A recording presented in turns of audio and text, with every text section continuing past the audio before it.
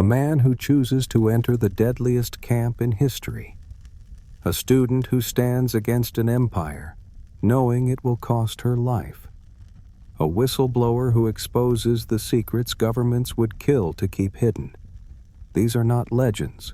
They're real people who dared to defy the impossible. And the question is, would you? Picture this.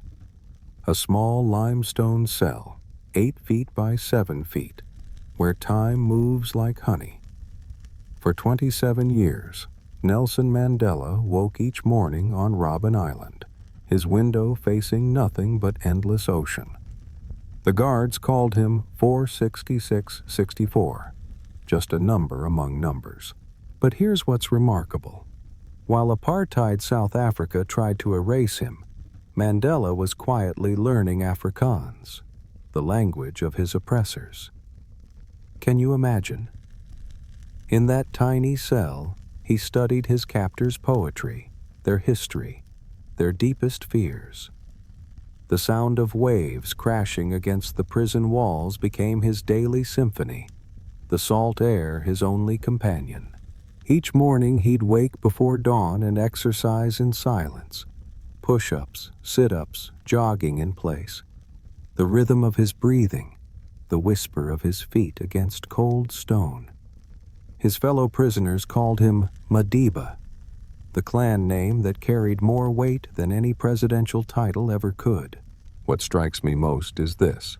When he finally walked free, his first words weren't about revenge, but about reconciliation. Close your eyes for a moment. Can you hear the ocean calling? Imagine being so talented, so magnetic, that an entire country falls in love with you, and then another country brands you a traitor. Josephine Baker danced her way from St. Louis poverty to Parisian stardom, her banana skirt becoming the symbol of 1920s rebellion. But here's the twist that history often forgets. This same woman who made audiences swoon became a spy for the French resistance. Picture her backstage at the Folies Bergère, slipping secret messages into her sheet music. The rustle of silk against skin, the soft click of her heels on marble floors. While American officials called her a communist and banned her from her homeland, she was actually risking her life to fight fascism. The most beautiful paradox?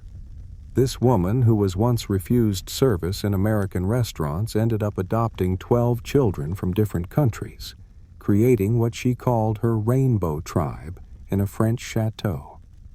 She'd tuck them into bed each night, whispering lullabies in languages from around the world. When she finally returned to America for the March on Washington, she wore her French military uniform, medals catching the sunlight.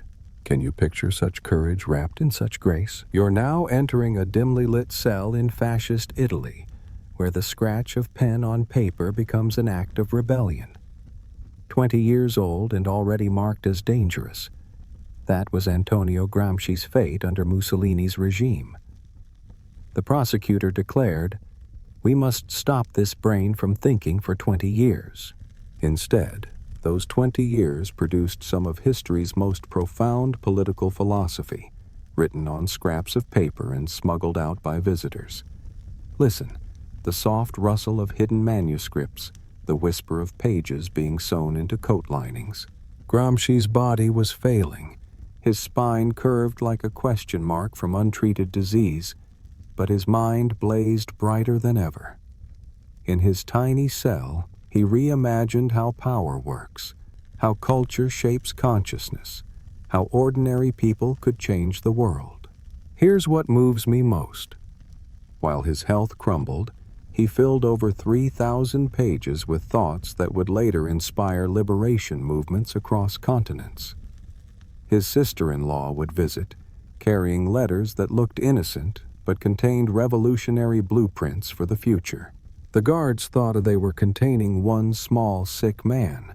They had no idea they were housing a mind that would outlive empires. Even now, in universities worldwide, students discover his prison notebooks like hidden treasure. What would you write if you knew it might be your last chance to change the world? You're stepping into the perfumed parlors of Belle Epoque Paris, where mystery and glamour dance together like lovers in the shadows. Her real name was Margaretha Geertruida Zell. Try saying that with a Dutch accent. But the world knew her as Mata Hari, Eye of the Dawn, the exotic dancer who supposedly seduced officers and sold their secrets. The truth? She was probably innocent, a convenient scapegoat for France's military failures in World War I. Picture this: a woman reinventing herself completely, transforming from a failed marriage in Java into Paris's most celebrated performer.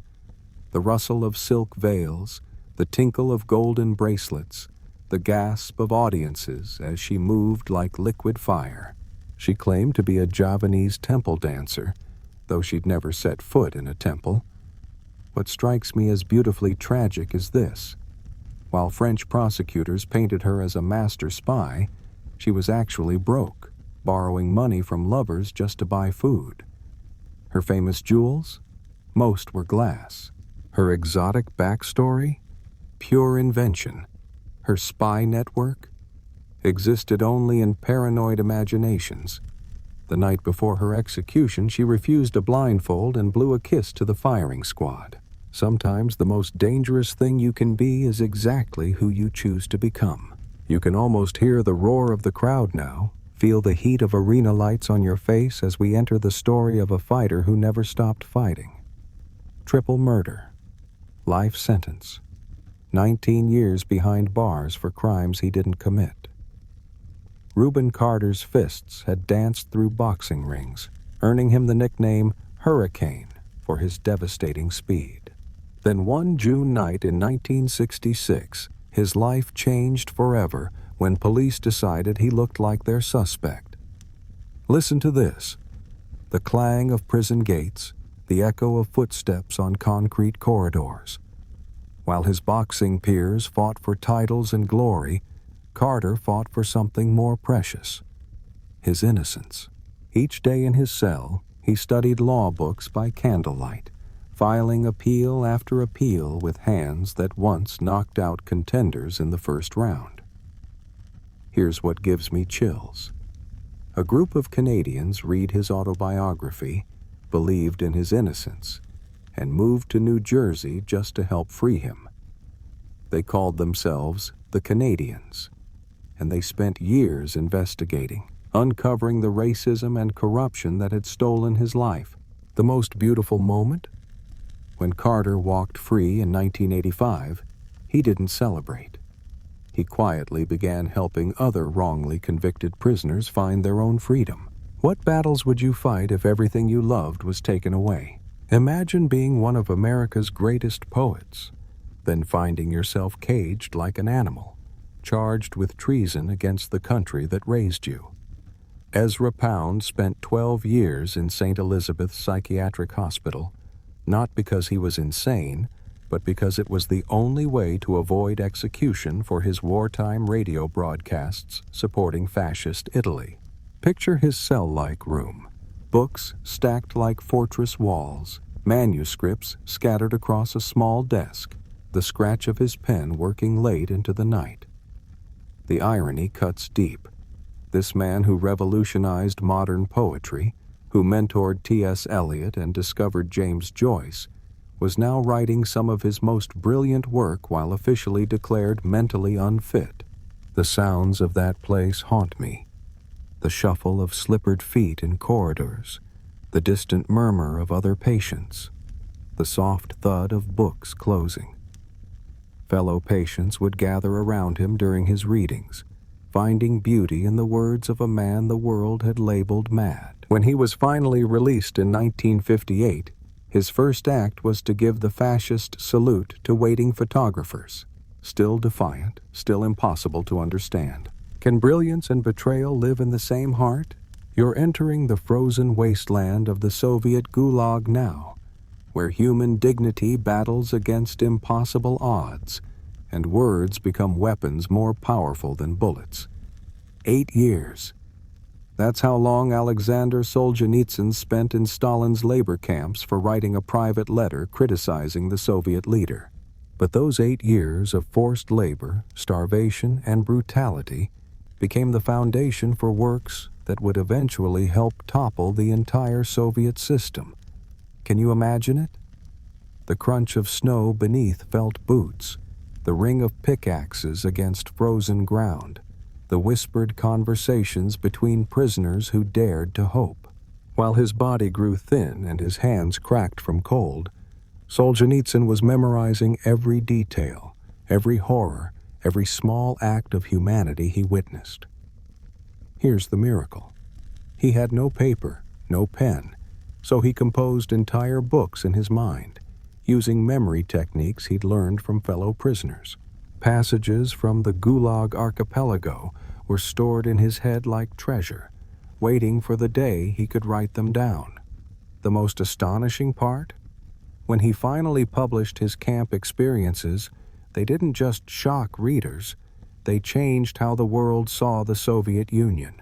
One man's suffering became humanity's awakening. The guards thought they were breaking him. Instead, they were forging the pen that would write their empire's obituary. What stories are you carrying that the world needs to hear? You're stepping into 18th century France now, where wit was sharper than any sword, and a well-placed joke could land you in the Bastille faster than any crime. Picture this paradox. France's greatest champion of free speech spent years in exile, banned from the very country he was trying to enlighten. Voltaire, born François-Marie Arouet, discovered early that making powerful people look foolish is one of the most dangerous occupations in the world. The rustle of silk stockings in Versailles salons, the clink of champagne glasses, the nervous laughter of aristocrats who weren't sure if they should be amused or offended. Voltaire moved through this world like a brilliant comet, his razor wit cutting through pretension and superstition with surgical precision. Here's what I find beautiful. While living in exile on the French border, he turned his estate into a refuge for persecuted writers and freethinkers. The morning sounds of his household were unlike any other. Philosophers debating over breakfast, actors rehearsing plays, scientists conducting experiments in the garden. His most famous quote wasn't actually his, "I may disagree with what you say, but I'll defend to the death your right to say it." But it perfectly captured his spirit. A man who spent his life proving that laughter is the most powerful weapon against tyranny. When did you last use humor to fight something unjust? You're entering a world where a woman with radical ideas was more dangerous than a man with a gun, and where speaking truth to power required courage that most couldn't imagine. London, 1792. While other women were expected to be silent and ornamental, Mary Wollstonecraft was writing A Vindication of the Rights of Woman, a book so revolutionary that it's still quoted centuries later. But here's what made her an outcast. She didn't just write about equality, she lived it, scandalizing society by having relationships on her own terms and raising her daughter alone. Listen to her world. The scratch of quill on parchment by candlelight, the crackle of fireplace flames, the whispered gossip of London society that called her that terrible woman. She moved through drawing rooms like lightning, brilliant, dangerous, impossible to ignore. The tragedy?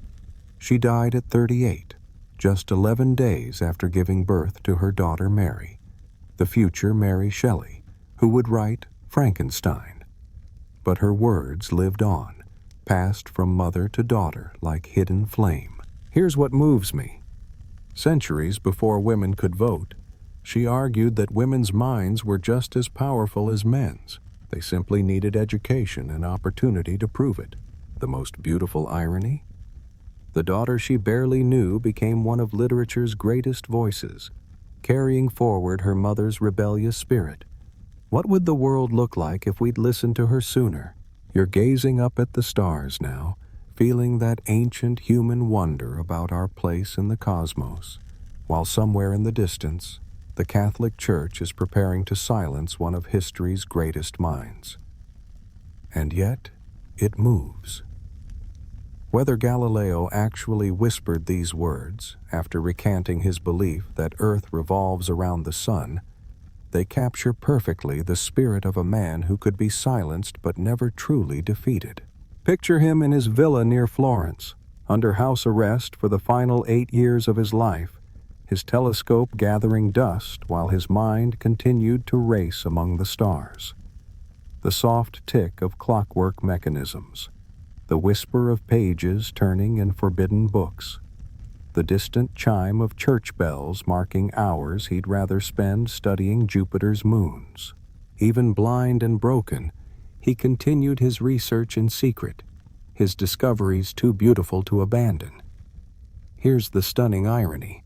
While the Inquisition tried to stop him from moving the earth, his observations had already set the entire universe in motion.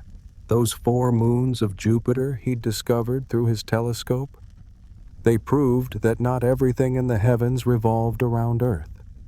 The most touching detail? His daughter, Sister Maria Celeste, smuggled him paper and ink, helping her father continue his work even from within convent walls. Sometimes the truth is so powerful that even silencing its messenger can't stop its song. Are you ready to meet our next forgotten soul? You're settling into a plush velvet chair in Victorian London now, where scandal moves faster than gossip and reputation can shatter like crystal with a single whisper. Imagine being the most celebrated playwright in London one day, and the next finding yourself in Reading Jail, prisoner C33, breaking rocks with hands that once wrote poetry. Oscar Wilde's Fall from Grace was as dramatic as any of his plays. 2 years of hard labor for gross indecency, a euphemism for loving the wrong person in the wrong century. Listen to the rhythm of his world, the scratch of his pen against rough prison paper, the echo of footsteps on stone corridors, the whispered prayers of fellow inmates. While his body broke under brutal prison conditions, his spirit found a different kind of freedom. In his cell, he wrote De Profundis, a love letter that was also a meditation on suffering and redemption. Here's the beautiful paradox. The man who once quipped, "I can resist everything except temptation," discovered in prison that sometimes our greatest defeats become our deepest truths. His fellow prisoners called him the gentleman, because even in rags, he maintained his dignity. The most touching detail? After his release, broken and exiled in Paris, he still defended the love that had cost him everything. What would you be willing to lose for the right to love freely? You're lying in a bed now, staring at a mirror mounted on the ceiling, where pain and beauty dance together in ways that reshape how we see suffering. Picture this: a teenager's spine shattered in a trolley accident, her body becoming a prison of metal rods and plaster casts, her dreams of medical school buried beneath months of immobility. But here's the miracle. While Frida Kahlo's body betrayed her, her spirit erupted in colors that would revolutionize art forever. The soft swish of paintbrush against canvas, the rustle of her embroidered dresses, the distant sound of Diego Rivera's voice calling from his studio.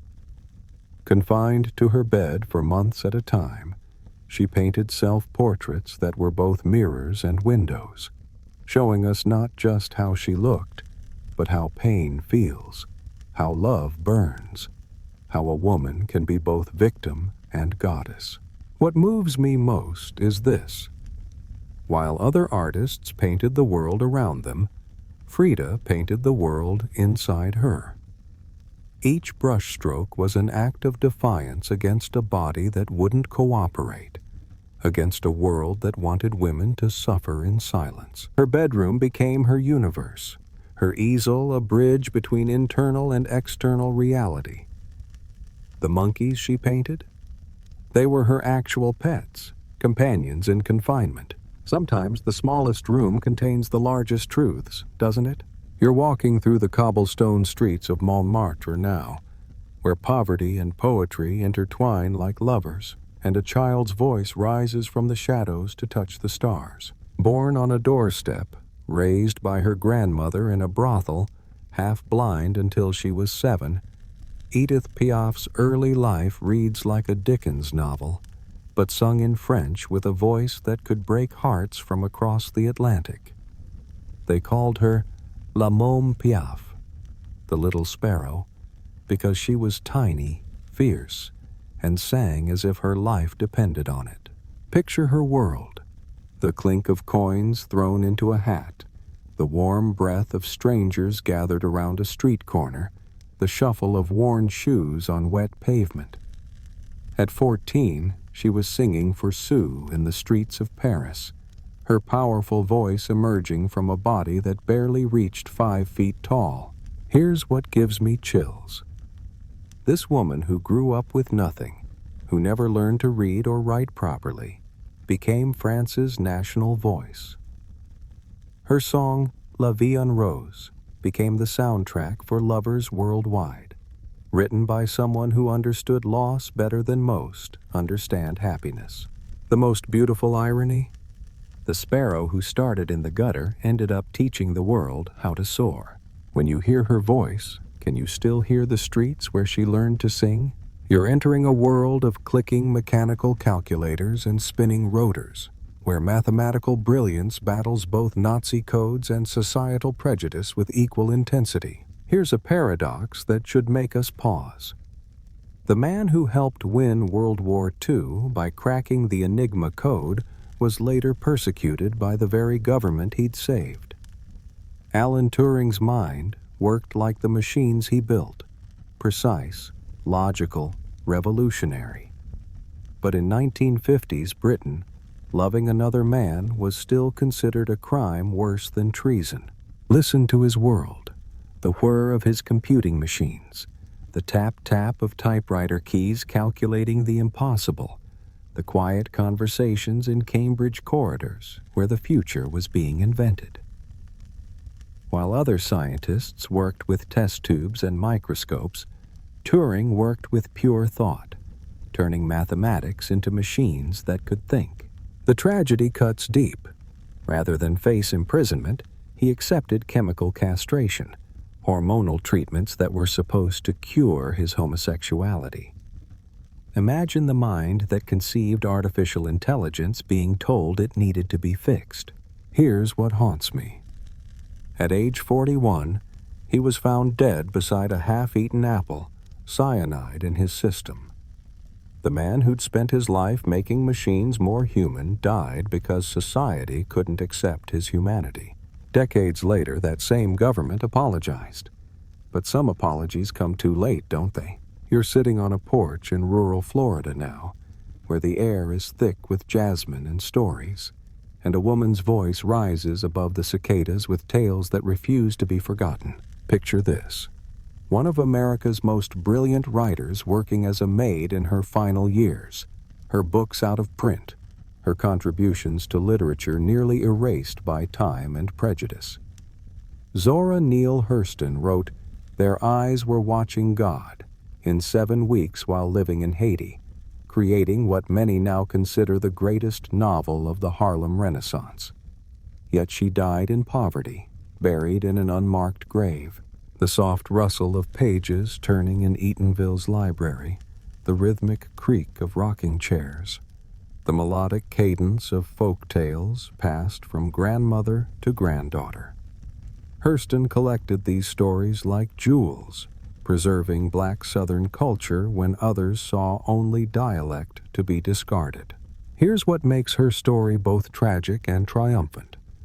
While her male contemporaries wrote protest novels about racism, she wrote celebration novels about Black joy, Black love, Black strength.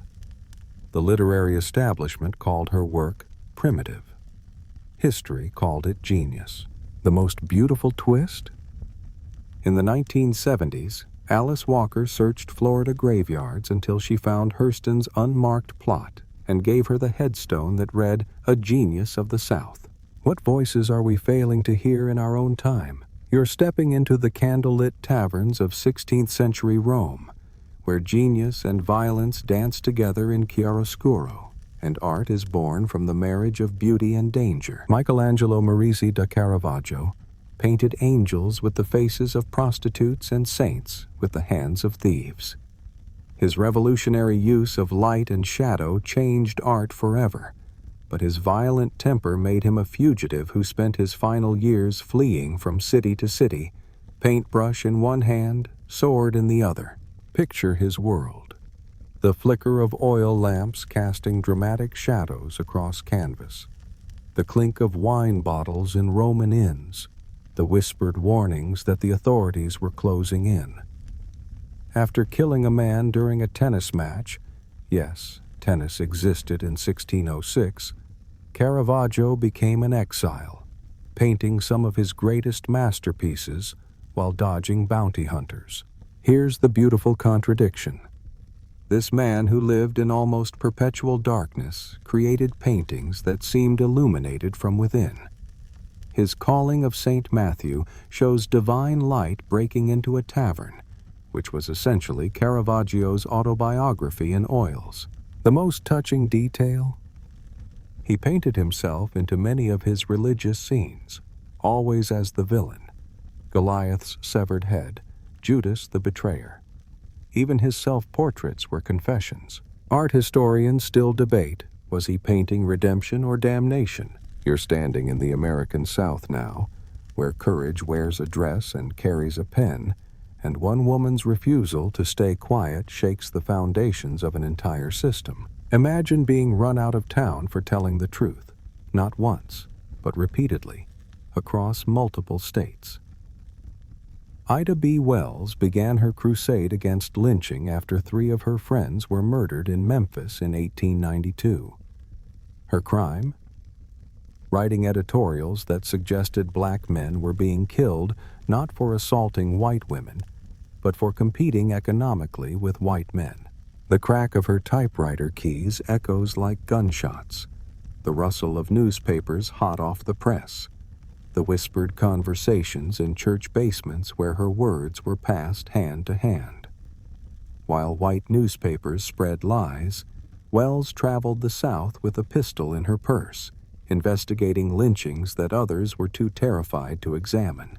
Here's what makes her extraordinary. At a time when black women were supposed to be invisible, she made herself the most dangerous voice in America. Death threats followed her like shadows, but she kept writing, kept speaking, kept demanding justice. The most powerful moment? When white suffragettes asked her to march at the back of the 1913 Washington parade, she refused, stepping out to join the Illinois delegation where she belonged. Sometimes the most revolutionary act is simply refusing to know your place, isn't it? You're walking through the shadowy back streets of 1930s Paris now, where outcasts create their own kingdoms and poetry emerges from the most unlikely places. Picture this: a career criminal, a male prostitute, a man who spent years in and out of prison, becoming one of France's most celebrated writers. Jean Genet transformed his life of theft and imprisonment into novels so beautiful that Jean-Paul Sartre wrote a 600-page book just trying to understand him.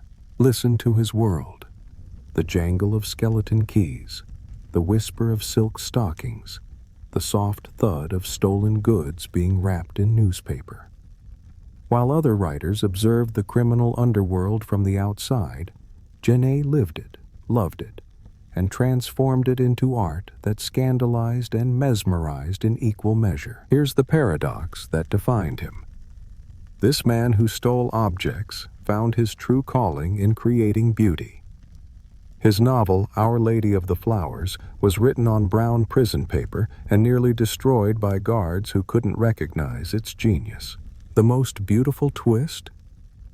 When he was facing life imprisonment as a repeat offender, France's greatest intellectuals petitioned for his release, arguing that his crimes were less important than his contributions to literature. Sometimes society's rejects become its most precious treasures, don't they? You're standing on the windswept plains of South Dakota now, where history and injustice collide in ways that still echo through courtrooms and conscience decades later. Picture this: a young Native American activist whose case has become one of the longest-running human rights campaigns in U.S. history. Leonard Peltier has spent nearly 5 decades in federal prison for the 1975 deaths of 2 FBI agents, a conviction that Amnesty International and other organizations have called fundamentally flawed. The whistle of prairie wind across the reservation, the distant sound of protest drums, the rustle of legal documents that never seem to bring justice. While courts have acknowledged serious problems with his trial, prosecutorial misconduct, suppressed evidence, coerced testimony, Peltier remains behind bars, now in his 70s, his black hair gone gray behind prison walls. Here's what haunts the case. Key witnesses have recanted their testimony. The prosecutor has admitted they don't know who actually fired the fatal shots, and even the judge who sentenced him has called for clemency. Yet appeals continue to be denied. The most powerful detail? Despite decades of imprisonment, Peltier has become a symbol of indigenous resistance, his art and writings inspiring activists worldwide. Sometimes the question isn't whether someone is guilty, but whether justice was truly served, isn't it? You're quietly entering the University of Munich in 1943, where young voices whisper dangerous truths and courage takes the form of mimeographed leaflets scattered like seeds of hope. 21 years old, a philosophy student, and already marked for death. Sophie Scholl and her brother Hans formed the heart of the White Rose resistance movement, distributing leaflets that called on Germans to resist Nazi tyranny. Their weapon? Words. Their crime? Thinking freely in a nation that had outlawed thought. Picture their world: the soft whir of mimeograph machines hidden in basement rooms, the careful folding of leaflets that would be scattered from university balconies, the nervous glances over shoulders as they worked. While their classmates attended rallies celebrating the Third Reich, the Scholls risked everything to remind Germany of its conscience. The most heartbreaking detail? Sophie was caught distributing their 6th leaflet, which proclaimed, "The day of reckoning has come." At her trial, she told the judge, "Somebody, after all, had to make a start. What we wrote and said is also believed by many others. They just don't dare express themselves as we did." 4 days later, she was executed by guillotine, her last words reportedly being, "How can we expect righteousness to prevail when there is hardly anyone willing to give himself up individually to a righteous cause?" Hey friends, if you love hearing these stories of forgotten courage, don't forget to subscribe for more. What would you risk to stand up for what's right? You're settling quietly into a laboratory in Turin now, where test tubes hold more than chemicals. They hold memories that refuse to be silenced, and words that transformed survival into literature. Picture this: a young chemist, barely 24, captured by the SS while fighting with Italian partisans, then shipped to Auschwitz with nothing but his training in chemistry to keep him alive. Primo Levi spent 11 months in hell, but emerged with something extraordinary: the ability to describe the indescribable with scientific precision and profound humanity. Listen to his world: the gentle bubbling of laboratory equipment, the scratch of pen against paper in the quiet hours after work, the soft turning of pages as readers around the world discovered his testimony. While other survivors struggled to find words for their experiences, Levi found a way to make the incomprehensible comprehensible, turning witness into literature. Here's what moves me most. He wrote with the same methodical care he brought to chemistry, measuring each word, testing each sentence for truth. His books became bridges between those who lived through the camps and those who never could have imagined them. The most beautiful paradox? This man who survived by fixing laboratory equipment for the Nazis spent the rest of his life fixing something far more important: humanity's ability to remember and learn. Sometimes the greatest resistance is simply refusing to let the world forget, isn't it? You're stepping into a smoky jazz club now, where the air is thick with cigarette smoke and dangerous songs, and one woman's voice carries the weight of a nation's guilty conscience. Imagine having such a powerful voice that the government assigns federal agents to follow you, not because you're a criminal, but because you sing a song that makes people uncomfortable. Billie Holiday's rendition of Strange Fruit, a haunting ballad about lynching, turned her into a target of the Federal Bureau of Narcotics, who hounded her until her death. The soft clink of ice in whiskey glasses, the gentle murmur of conversation dying as she takes the microphone, the rustle of evening gowns in dimly lit clubs. Holiday sang with gardenia in her hair and pain in her voice, transforming personal suffering into universal art that still raises goosebumps decades later. Here's the tragedy. While white audiences celebrated her talent, law enforcement criminalized her addiction, refusing her treatment and instead imprisoning her repeatedly. They handcuffed her to her hospital bed as she lay dying, still seeing her as a threat rather than a treasure. The most powerful moment? When she sang Strange Fruit, clubs would go completely silent, the only sound her voice painting pictures of America's darkest secrets. Sometimes the most beautiful voices carry the heaviest truths, don't they? You're walking across a windswept island in the middle of the Atlantic now, where one man's innocence became a battleground for an entire civilization's soul. Picture this: a Jewish artillery captain in the French army, convicted of treason based on forged documents and anti-Semitic prejudice, spending 5 years in solitary confinement on Devil's Island. Alfred Dreyfus became the center of the most famous miscarriage of justice in French history, his case dividing the nation into 2 camps that still echo in modern politics. The sound of waves crashing against rocky shores, the scratch of his pen writing letters to his wife that would take months to reach France, the whisper of wind through his solitary cell. While Dreyfus maintained his innocence with quiet dignity, France tore itself apart arguing about guilt, innocence, and what it meant to be French. Here's what gives me chills. When the real traitor was finally identified, parts of the French establishment fought harder to keep Dreyfus imprisoned than they had to convict him originally. His innocence had become more dangerous than his guilt.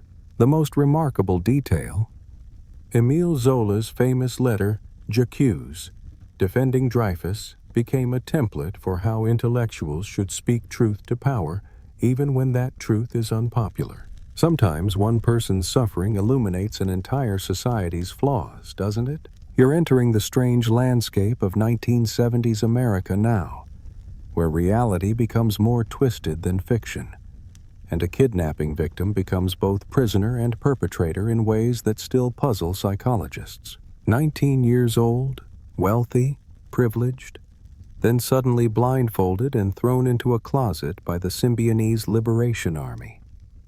But here's where Patty Hearst's story takes a turn that defies simple explanation. After months of captivity, she joined her captors, robbing banks with a machine gun and calling herself Tanya. The muffled sounds from inside a locked closet, the click of camera shutters capturing bank surveillance footage, the rustle of newspapers trying to make sense of an impossible story. While America watched in fascination and horror, Hearst seemed to transform from victim to revolutionary, her wealthy family's nightmare becoming the decade's most puzzling crime story. Here's what haunts the case.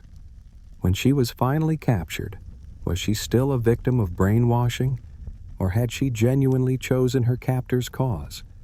The jury that convicted her thought they knew. Psychologists studying Stockholm Syndrome weren't so sure. The most surreal moment? Her grandfather, William Randolph Hearst, whose newspaper empire had shaped American media, watching his granddaughter's mugshot appear on front pages across the nation. Sometimes the line between victim and victimizer becomes impossibly blurred, doesn't it? You're standing in a comfortable kitchen in early 1900s New York now, where the aroma of fresh bread mingles with an invisible danger that no one could see, smell, or taste. Imagine being so good at your job that wealthy families compete to hire you, then discovering you're unknowingly killing the people you cook for. Mary Mallon, Typhoid Mary, was a healthy carrier of typhoid fever who infected over 50 people while working as a cook, never knowing she was dangerous until public health officials came knocking.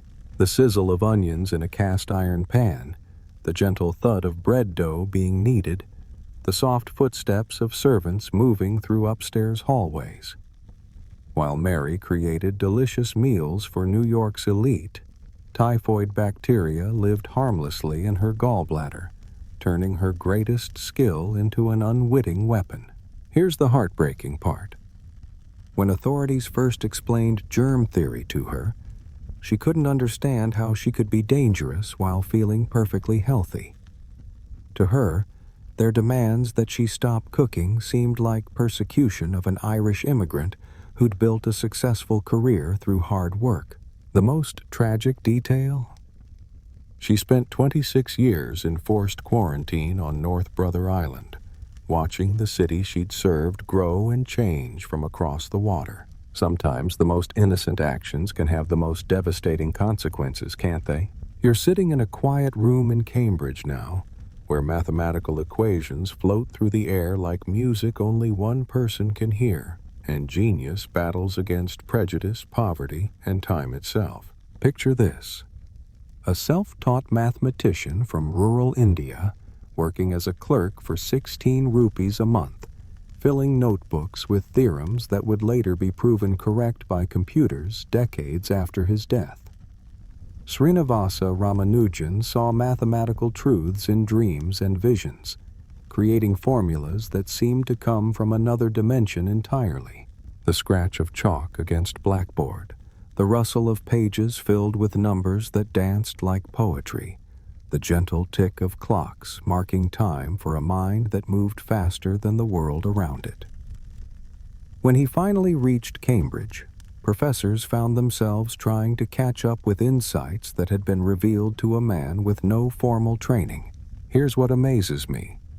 While European mathematicians built their theories through rigorous proof, Ramanujan simply knew his formulas were true, often providing no explanation beyond divine inspiration. His notebook, discovered decades later, contained mathematical treasures that scholars are still unpacking today. The most beautiful tragedy? He died at 32, his body unable to match the demands of his extraordinary mind, leaving behind mathematical poetry that continues to unlock new worlds. Sometimes the most profound truths come through channels we can't explain, don't they? You're standing in a sunlit studio now, where flowing scarves catch the breeze and bare feet move across wooden floors, breaking centuries of rigid rules about how women should move through the world. Imagine being so revolutionary that you change an entire art form simply by taking off your shoes and dancing as you feel, rather than as you're told. Isadora Duncan threw away ballet's corsets and point shoes, creating modern dance by moving her body the way nature intended, free, flowing, expressive. The whisper of silk scarves floating through air, the soft pad of feet against polished wood, the gasps of audiences seeing something they'd never imagined possible. While other dancers bound their bodies in rigid positions, Duncan moved like water, like wind, like the waves she loved to watch from her California childhood. Here's what made her dangerous. She didn't just dance differently, she lived differently. She bore children out of wedlock, spoke openly about free love, and declared that marriage was a crime against nature. For early 20th century society, her dancing was the least shocking thing about her. The most ironic tragedy? The flowing scarves that made her dancing so beautiful became her death. One caught in the wheel of her sports car in 1927, ending the life of a woman who'd spent her career celebrating freedom of movement. Sometimes the things that make us most beautiful are also what make us most vulnerable, aren't they? You're listening to the rich bass notes of Old Man River now, sung by a voice so powerful it could fill concert halls without amplification, by a man whose talents were matched only by his courage. Picture this: an athlete, actor, singer, and lawyer who spoke 12 languages and could have been anything he wanted, if he'd been willing to stay silent about injustice. Paul Robeson was Othello on Broadway, All-American at Rutgers, a law school graduate and concert performer who sold out venues worldwide. Then he spoke out against racism and became an enemy of the state.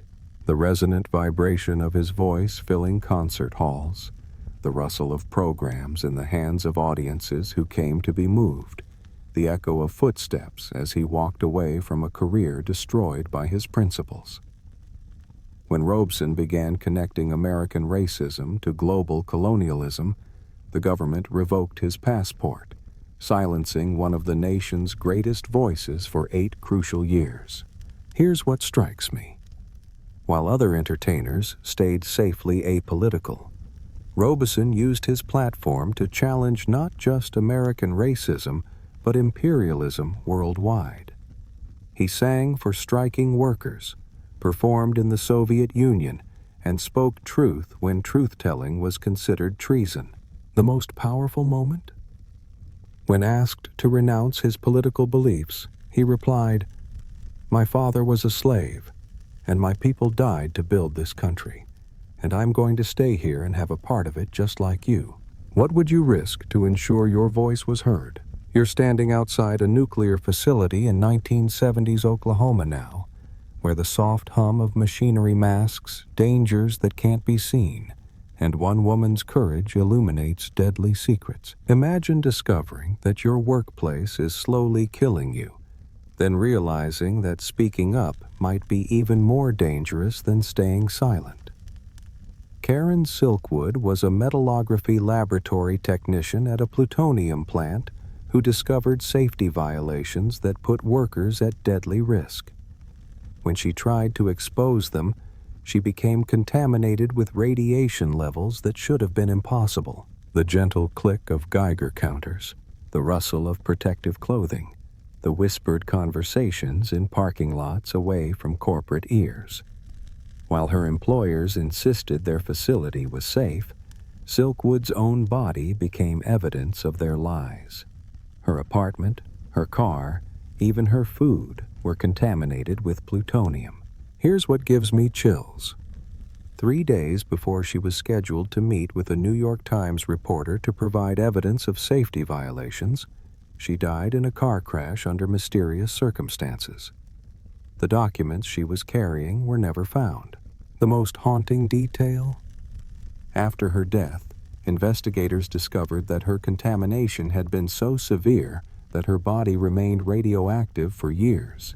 She'd literally glowed in the dark while fighting for worker safety. Sometimes the price of truth is measured in ways we can barely comprehend, isn't it? You're walking through the California wilderness now, where ancient footpaths wind through forests that remember voices no living person has heard, and one man carries the weight of an entire vanished world. Picture this: a man walking out of the mountains in 1911, speaking a language no one understands, carrying knowledge of a way of life that had existed for thousands of years. Ishi was the last member of the Yahi tribe, spending most of his adult life hiding from a world that had destroyed his people, then emerging to spend his final years as a living exhibit in a San Francisco museum. The soft crackle of campfires in hidden valleys, the whisper of arrows through air as he demonstrated ancient hunting techniques, the gentle rhythm of his voice speaking stories in a language that would die with him. While anthropologists studied him like a relic, Ishi patiently shared his knowledge, understanding that he was the final bridge between two worlds. Here's what moves me. Despite everything he'd lost, his family, his tribe, his entire way of life, Ishi remained gentle and curious about the modern world. He learned English, worked at the museum, and even starred in a film about Native American life. The most profound moment? When asked his name, he always said Ishi, which simply meant man in his language. His real name died with his people, a secret he carried to his grave. Sometimes one person holds an entire universe of knowledge that can never be replaced, doesn't it? You're stepping into Victorian England's drawing rooms now, where teacups clink softly and proper ladies discuss charity work, while one woman risks everything to defend society's most despised members. Picture this: a respectable middle-class woman in the 1870s, campaigning against laws that imprisoned prostitutes while their male clients walked free. Josephine Butler's crusade against the Contagious Diseases Acts made her a social pariah among her own class, but saved thousands of women from government-sanctioned persecution. The rustle of petition papers being signed in secret, the gentle click of carriage wheels on cobblestone as she traveled from town to town, the whispered conversations with women's society had discarded. While other reformers focused on deserving causes, Butler chose the most unpopular fight imaginable, defending the rights of women the world wanted to forget. Here's what makes her extraordinary. She didn't just campaign from comfortable parlors. She visited lock hospitals where suspected prostitutes were forcibly examined, held women as they died from brutal medical procedures, and faced down angry mobs who threw stones at her carriage. The most beautiful paradox. This deeply religious woman argued that the state had no right to control women's bodies, a position so radical that even today's feminists would find it progressive. Sometimes the most revolutionary act is extending compassion to those society considers unworthy, isn't it? You're climbing through the misty mountains of Rwanda now, where ancient forests whisper secrets, and one woman's obsession with understanding creates a bridge between species. Imagine leaving everything behind: career, family, comfort, to live in a tent for 18 years, studying mountain gorillas that most people considered dangerous monsters. Dian Fossey transformed our understanding of these gentle giants, but her fierce protection of them made her enemies among poachers, governments, and even conservationists. The soft grunt of gorillas greeting each other, the rustle of bamboo as massive silverbacks move through the forest, the gentle patter of mountain rain on canvas tents. While other researchers kept their distance, Fossey learned to communicate in gorilla language, mimicking their sounds and movements until they accepted her as part of their world. Here's what moves me. She gave individual names to gorillas that scientists wanted to number, turning research subjects into personalities. Digit, Uncle Bert, Beethoven, each became a character in her life story, their deaths personal tragedies that drove her to increasingly desperate protective measures. The tragic irony? Her murder in 1985 was likely connected to her war against poachers, making her the final victim of the violence she'd spent her life fighting. But her work saved the mountain gorillas from extinction. Sometimes love requires us to become as fierce as the things we're protecting, doesn't it? You're walking through Hollywood's golden age now, where stage names glitter like marquee lights, and one man's talent battles against prejudice hiding behind patriotic rhetoric. Edward G. Robinson, born Emanuel Goldenberg in Romania, became one of cinema's greatest tough guys, but his real battle wasn't on screen. During the McCarthy era, this Jewish immigrant who'd bought millions of dollars in war bonds found himself blacklisted. his patriotism questioned by people who'd never risked what he'd sacrificed for America. The soft whir of film projectors, the murmur of audiences gasping at his performances, the silence of phones that stopped ringing when his name appeared on blacklists. While Robinson created iconic gangster roles that defined American cinema, political paranoia nearly destroyed the career of one of Hollywood's most generous and cultured actors. Here's the beautiful irony. This man who played criminals on screen was one of the film industry's most ethical figures off-screen. He donated art to museums, supported Jewish refugees, and bought war bonds worth millions, yet found himself treated like a suspected traitor. The most touching detail? He collected art obsessively, building one of America's greatest private collections, then was forced to sell pieces to survive the blacklist years. His Renoir and Picassos became casualties of political fear. Sometimes the roles we play become more real than the lives we actually live, don't they? You're sitting in a smoky nightclub in 1960s New York now, where laughter and danger mix in equal measure, and one man's pursuit of honesty becomes a collision course with society's comfort zones. Imagine being arrested for words, not for threatening anyone, but for making audiences think about uncomfortable truths. Lenny Bruce turned stand-up comedy into social commentary so sharp it drew blood, landing him in courtrooms across America for the crime of being too honest, too raw, too real. The clink of ice in whiskey glasses, the nervous laughter of audiences unsure whether they should applaud or flee, the scratch of court stenographers recording words that prosecutors called obscene. While other comedians told safe jokes about wives and weather, Bruce dissected religion, race, politics, and sex with surgical precision. Here's what made him dangerous. He didn't just tell jokes. He told truths that polite society preferred to whisper. His routines about American hypocrisy, religious pretension, and racial prejudice hit targets that powerful people wanted protected. The tragic conclusion? Constant arrests and legal battles destroyed his health, finances, and spirit. He died at 40, broke and broken, clutching court transcripts and legal documents that had become more familiar than his comedy notebooks. The most prophetic moment? He predicted that comedy would eventually embrace everything he was being persecuted for saying. Sometimes the messenger suffers most for delivering messages the world isn't ready to hear, doesn't it? You're walking along the banks of the river Ouse now, where water flows gently toward the sea, and one woman's final journey becomes a meditation on creativity, madness, and the weight of genius. Picture this. One of literature's most innovative voices, trapped in a mind that painted the world in colors too intense for ordinary vision.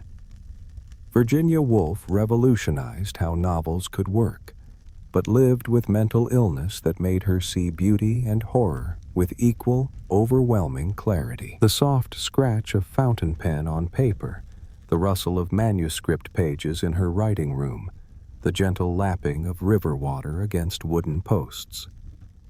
While other writers focused on external action, Woolf dove deep into consciousness itself, mapping the territories of thought and feeling with unprecedented precision. Here's what amazes me. She created stream-of-consciousness literature while battling streams of consciousness that sometimes threatened to drown her. Her novels like Mrs. Dalloway and To the Lighthouse captured how minds actually work, the jumps, connections, and flowing associations that make up thought. The most beautiful tragedy? On March 28, 1941, feeling another breakdown approaching and unable to face the horror of another world war, she filled her coat pockets with stones and walked into the river that had always called to her. Her final note to her husband simply said, "I feel terrible thing approaching." Sometimes the most sensitive souls feel the world's pain most acutely, don't they? You're standing outside the gates of Auschwitz now, where one man made a choice so extraordinary it still defies comprehension. He volunteered to be imprisoned in humanity's darkest place. Imagine deliberately getting yourself arrested by the Nazis, not to escape something, but to enter the most horrific concentration camp in history. Witold Pilecki, a Polish cavalry officer, did exactly that in 1940, allowing himself to be captured during a Warsaw roundup so he could organize resistance from inside Auschwitz.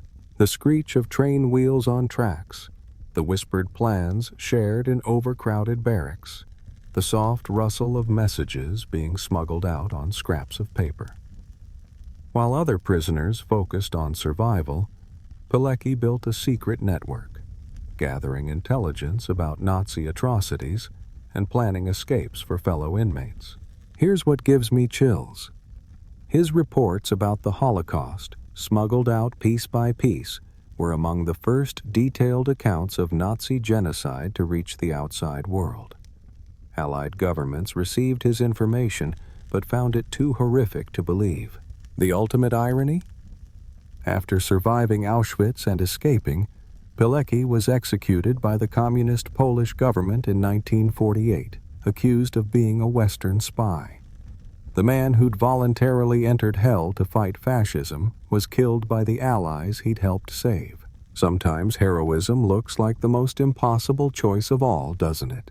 You're stepping into 1940s Hollywood now, where conformity wears evening gowns and rebellion earns you a one-way ticket to places that promise to fix whatever makes you inconvenient. Picture this: a talented, intelligent actress whose crime was refusing to play by rules written for ornamental women. Frances Farmer questioned Hollywood's fake glamour, criticized American politics, and lived by her own moral code. Behaviors that 1940s society labeled as signs of mental illness requiring immediate correction. The flash of camera bulbs at premieres, the whisper of gossip columnists spreading rumors, the echo of institutional corridors where individual will went to die. While other actresses smiled and stayed silent, Farmer spoke her mind about everything from Soviet politics to Hollywood's treatment of actors. Here's the tragedy. When her outspoken nature combined with family conflicts and alcohol problems, she found herself declared mentally incompetent, institutionalized against her will, and subjected to treatments designed to make her more manageable rather than more healthy. The most haunting detail? Her alleged lobotomy became Hollywood legend, though the truth remains murky. What's certain is that she emerged from years of institutionalization a changed person, quieter, more compliant, forever altered by a system that couldn't tolerate her original spirit. Sometimes the price of being authentically yourself is higher than anyone should have to pay, isn't it? You're standing in front of a bathroom mirror in 1959 now, watching a white journalist transform himself into a black man through medication and makeup, preparing for a journey into America's hidden apartheid. Imagine voluntarily experiencing racism so profound that your own mother wouldn't recognize you, not as performance art, but as journalism. John Howard Griffin darkened his skin and spent 6 weeks traveling through the segregated South, documenting the daily humiliations that white America preferred to ignore. The harsh fluorescent lights of colored restrooms, the whispered warnings from strangers trying to keep him safe, the slam of doors closing in his face at businesses that served people who looked like his former self. While other journalists wrote about civil rights from the outside, Griffin experienced discrimination from within the skin that suffered it. Here's what made his experiment revolutionary. He proved that racism wasn't about culture, behavior, or character. It was purely about color. The same man received completely different treatment depending on whether his skin was white or brown. The most powerful moment. When Black Like Me was published, Griffin received death threats from white supremacists, while some black Americans questioned his right to temporarily experience what they lived permanently. His own community ostracized him so severely that he had to move his family to Mexico for their safety. Sometimes the most important truths can only be learned by walking in someone else's skin, can't they? You're climbing toward the roof of the world now, where prayer flags flutter in thin air, and one child's destiny becomes a nation's hope in exile. Picture this. A 2-year-old recognized as the reincarnation of the Dalai Lama, spending his childhood learning to lead a country he would lose before his 25th birthday. When Chinese forces invaded Tibet in 1950, the teenage Dalai Lama found himself negotiating with Mao Zedong, trying to save a civilization that stretched back over 1,000 years. The deep resonance of monastery bells, the whisper of robes moving through ancient corridors, the crunch of boots on mountain paths during his dramatic escape to India in 1959. While other young men worried about careers and romance, Tenzin Gyatso carried the weight of an entire culture's survival. Here's what moves me. Rather than becoming bitter about losing his homeland, he transformed exile into opportunity, spreading Tibetan Buddhism worldwide and winning the Nobel Peace Prize for his commitment to nonviolence. The boy who lost everything became a teacher who gave the world new ways to think about compassion. The most beautiful paradox? By losing Tibet, he found a global platform that might never have existed if Chinese invasion hadn't forced him beyond the mountain walls that had isolated his country for centuries. Sometimes what looks like loss becomes the beginning of something larger than we could have imagined, doesn't it? You're entering a London courtroom in 1928 now, where a single book sits on the judge's bench like evidence in a trial against love itself, and one woman's honesty about desire becomes a crime against public decency.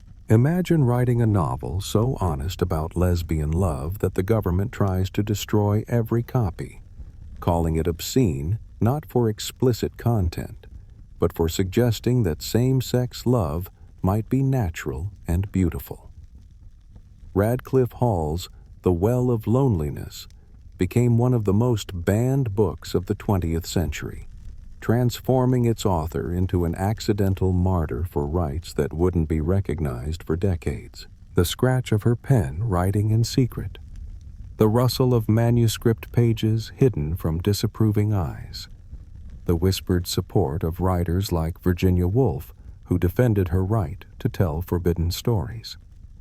While other authors wrote about conventional romances, Hall dared to give voice to love that society insisted didn't exist. Here's what makes her brave. She wrote from personal experience, knowing that publication would expose her own relationship with Una Troubridge and invite public condemnation. The book's protagonist pleads, "Give us the right to our existence," words that came from Hall's own heart. The most powerful irony? The obscenity trial that tried to silence her made The Well of Loneliness famous worldwide, turning a banned book into an underground classic that inspired generations of LGBTQ+ readers. Sometimes speaking your truth is the most revolutionary act of all, isn't it? You're sitting in a stark courtroom in 1951 now, where Cold War paranoia has transformed ordinary people into symbols of national betrayal, and one woman's refusal to confess becomes her death sentence. Picture this. A mother of 2 young boys, married to an electrician, accused of stealing atomic secrets and passing them to the Soviet Union. Ethel Rosenberg maintained her innocence even as prosecutors demanded she confess to save her life, choosing death over admitting to crimes she insisted she never committed. The soft whisper of legal documents rustling, the muffled sobs of her children in the courtroom gallery, the gentle hum of electric fans in the stifling summer heat. While America demanded traitors to blame for Soviet atomic weapons, Ethel became the perfect scapegoat, a Jewish communist sympathizer married to a man who probably was guilty. Here's what haunts the case. Decades later, declassified documents suggested Ethel's involvement was minimal at best. she was likely executed not for what she did, but for what prosecutors hoped her death would make her husband reveal. The most heartbreaking detail? Her final letter to her sons read, "Always remember that we were innocent and could not wrong our conscience." She went to the electric chair rather than confess to crimes she didn't commit. Sometimes maintaining innocence costs more than anyone should have to pay, doesn't it? You're entering a medieval world now, where divine love and human desire blur together in dangerous ways, and one woman's spiritual writings become evidence of heresy worthy of death. Imagine writing about God's love in such intimate terms that church authorities declare your words blasphemous. Marguerite Porete, a French mystic, penned The Mirror of Simple Souls in the early 1300s, describing a spiritual journey so radical it threatened the entire medieval religious hierarchy. The scratch of quill on parchment in candlelit cells, the whisper of prayers in languages both sacred and vernacular, the soft footsteps of inquisitors moving through monastery corridors. While other religious writers stayed safely within orthodox boundaries, Porete described a love affair with the divine that bypassed priests, sacraments, and church authority entirely. Here's what made her dangerous. She argued that the soul could become so united with God that conventional morality became irrelevant. Her simple souls didn't need church guidance. They had direct access to divine truth through love alone. The tragic irony? She was burned at the stake in Paris in 1310, but her book survived, copied secretly by readers who recognized its spiritual power. Centuries later, scholars discovered that many anonymous mystical texts were actually influenced by her forbidden words. Sometimes the most dangerous thing you can suggest is that people don't need intermediaries to find the divine, isn't it? You're standing in a photocopying room in 1971 now, where the soft hum of machines mingles with the weight of conscience, and one man's decision to reveal government secrets changes how America sees itself. Picture this: a military analyst with top-secret clearance, slowly realizing that everything the government was telling Americans about Vietnam was a lie. Daniel Ellsberg spent his days reading classified documents that proved U.S. leaders knew the war was unwinnable while publicly claiming victory was near.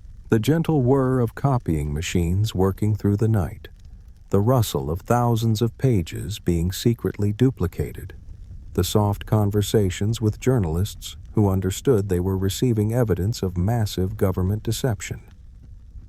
While his colleagues maintained official silence, Ellsberg decided the American people deserved to know the truth about their longest war. Here's what took courage. Releasing the Pentagon Papers meant destroying his career, facing life in prison, and being branded a traitor by a government that had trusted him with its deepest secrets. The most beautiful irony? When Nixon's administration tried to prosecute him, their illegal wiretapping and burglary attempts, including the Watergate break-in, became so outrageous that charges were dismissed. The government's efforts to punish truth-telling led directly to a president's resignation. Sometimes revealing uncomfortable truths serves democracy better than protecting comfortable lies, doesn't it? You're walking through a cattle processing facility now, where one woman's different way of seeing the world revolutionizes how we treat animals and understand autism itself. Imagine thinking in pictures instead of words, feeling overwhelmed by sounds others barely notice, yet understanding animal behavior better than any neurotypical expert. Temple Grandin's autism, once seen as a disability that would limit her life, became the key to transforming how America's livestock industry treats millions of animals. The gentle lowing of cattle moving through chutes she designed, the soft whoosh of hydraulic gates opening smoothly, the quiet satisfaction of animals remaining calm in systems built with their comfort in mind.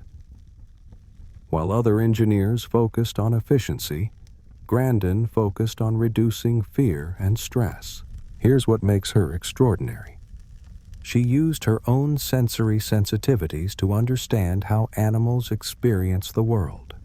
Where others saw cattle as products, she saw individuals with feelings who deserved dignity even in their final moments. The most beautiful transformation? This woman, who was once told she'd never amount to anything, became one of the world's leading animal welfare experts, teaching industries that compassion and efficiency could coexist. Her autobiography inspired a revolution in how society views autism, not as something to cure, but as a different way of experiencing and understanding the world. Sometimes the qualities that make us different are exactly what the world needs most, aren't they? You're standing in a windowless cell in Israel now, where 18 years of solitary confinement couldn't silence one man's conviction that the world deserved to know about weapons that could end civilization. Picture this: a nuclear technician at Israel's secret Dimona reactor, photographing evidence that his country had developed nuclear weapons while publicly denying their existence.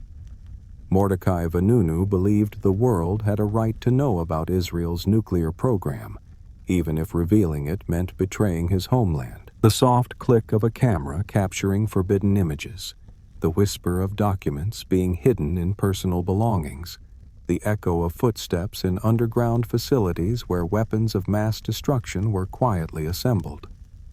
While other technicians maintained official silence, Vanunu smuggled evidence to British journalists. Here's what took extraordinary courage. He knew that exposing Israel's nuclear secrets would make him an enemy of the state, subject to kidnapping, imprisonment, and possibly assassination. The most surreal twist? Israeli intelligence agents lured him to Rome using a female agent as bait, then drugged and kidnapped him back to Israel. His punishment, 18 years in prison, 11 in solitary confinement, became a testament to how far governments will go to protect nuclear secrets. Even after release, he remains under surveillance, forbidden to leave Israel or speak to foreign journalists. Sometimes conscience demands sacrifices that few would be willing to make, doesn't it? You're standing in the ruins of ancient Troy now, where divine truth meets human skepticism, and one woman's gift becomes her greatest curse. Imagine knowing exactly what terrible things will happen, warning everyone repeatedly, yet being forever dismissed as mad or hysterical. Cassandra, daughter of Troy's king, received the gift of prophecy from Apollo, then was cursed by the same god to never be believed when her romantic advances were rejected. The soft rustling of oracle robes in temple breezes, the distant sound of approaching ships that others couldn't see, the whispered warnings that fell on ears deaf to uncomfortable truths. While other Trojans celebrated their apparent victory with the wooden horse, Cassandra screamed that it held death and destruction. Here's the eternal tragedy.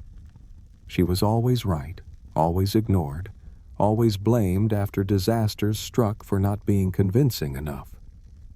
When she warned that Paris's journey to Sparta would destroy Troy, she was dismissed. When she begged Trojans not to bring the wooden horse inside their walls, they called her mad. The most profound irony? Her name became synonymous with ignored warnings. Yet even today, we continue to dismiss Cassandras, who point out inconvenient truths about climate change, inequality, and impending crises. Sometimes the price of seeing clearly is watching helplessly as others rush toward avoidable catastrophes, isn't it? You're sitting in a military intelligence office in Iraq now, where classified videos reveal the gap between official narratives and battlefield reality, and one soldier's crisis of conscience becomes a digital revolution in transparency. Picture this: a young Army intelligence analyst watching a video of Apache helicopters killing Iraqi civilians and journalists, then learning that the military classified the footage to hide what really happened. Chelsea Manning, then known as Bradley, decided that documenting war crimes meant more than following orders to stay silent. The soft hum of computer servers processing classified data, the click of mouse buttons selecting files for download, the whispered conversations with Julian Assange about releasing evidence of government wrongdoing. While other soldiers followed orders without question, Manning struggled with the ethical implications of state secrets. Here's what took courage: downloading and leaking hundreds of thousands of diplomatic cables and military reports, knowing it meant life in prison or possibly execution for treason. The most complex twist? While serving a 35-year sentence in military prison, Manning also came out as transgender, facing additional persecution for her gender identity while already being punished for her whistleblowing. After 7 years, President Obama commuted her sentence, but the debate continues. Was she a traitor who endangered lives, or a hero who exposed war crimes? Sometimes serving humanity requires betraying the institutions that claim to represent it, doesn't it? You're walking through the great library of Alexandria now, where scrolls contain the accumulated wisdom of centuries, and one woman's pursuit of knowledge threatens those who prefer faith to reason. Imagine being the most brilliant mathematician and philosopher of your time, teaching students who travel from across the Roman Empire to learn from you, then being murdered by religious zealots who see your learning as a threat to their faith. Hypatia lived in the 4th century, when Christianity was reshaping the ancient world and women weren't supposed to think, much less teach. The soft scratch of reed pens calculating astronomical movements, the whisper of papyrus scrolls unrolling to reveal geometric theorems, the gentle murmur of students debating philosophy in marble halls. While other women were expected to remain silent and domestic, Hypatia lectured publicly on mathematics, astronomy, and philosophy. Here's what made her dangerous. She represented everything the new Christian order opposed: female authority, pagan learning, rational inquiry over religious dogma. Her very existence challenged both gender roles and religious orthodoxy. The most tragic irony? She was literally torn apart by a Christian mob in 415 CE, her body parts scattered through Alexandria's streets. The woman who sought to understand the universe through reason died at the hands of those who preferred mystery to knowledge. Sometimes the pursuit of truth becomes a capital offense in societies built on comfortable lies, doesn't it? You're driving through rural Nebraska in the 1990s now, where endless farmland stretches toward horizons that seem to promise freedom, and one young person's journey to live authentically becomes a tragedy that changed how America sees gender. Picture this: someone born female but living as male, finding acceptance in a small town until the wrong people discovered his biological sex. Brandon Tina was just 21 when he was murdered for being transgender, his death exposing the deadly violence that trans people face for simply existing as themselves. The soft crunch of gravel on country roads, the whisper of winter wind across empty fields, the gentle laughter of friends who accepted Brandon exactly as he was, until others forced him to reveal parts of his past he'd rather leave behind. While most people took for granted the alignment between their inner identity and outer body, Brandon fought daily to live as his authentic self. Here's what makes his story both heartbreaking and important. His murder became one of the first widely publicized hate crimes against a transgender person, forcing Americans to confront violence they'd previously ignored. The most powerful legacy? His death inspired the Matthew Shepard and James Byrd Jr. Hate Crimes Prevention Act, expanding federal hate crime law to include gender identity. Brandon's brief life helped create legal protections for others living similar truths. Sometimes one person's courage to be authentic changes the world for everyone who follows, doesn't it?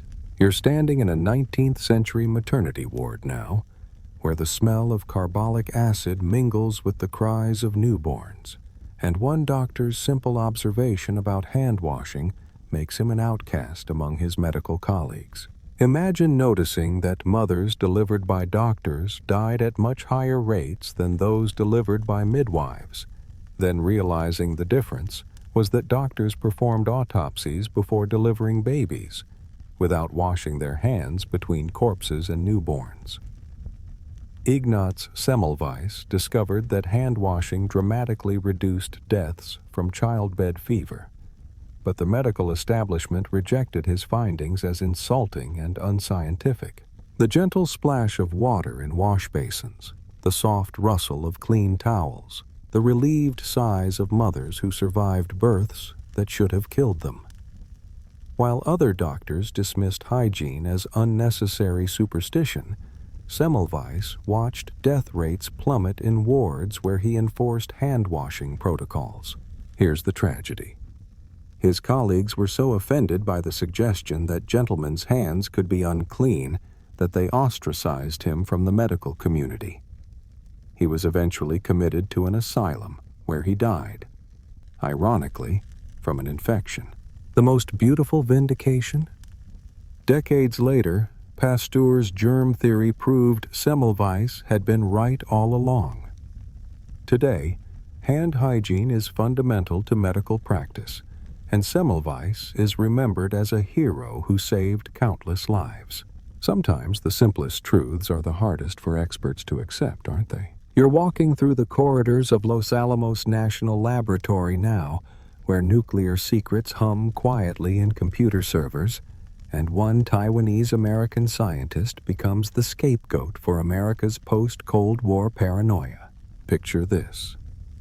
A nuclear physicist who spent decades protecting America's atomic secrets, suddenly arrested and held in solitary confinement for downloading classified files to his personal computer. The soft whir of computer fans processing classified data, the echo of footsteps in empty laboratory hallways, the gentle click of keyboards typing equations that could reshape the world.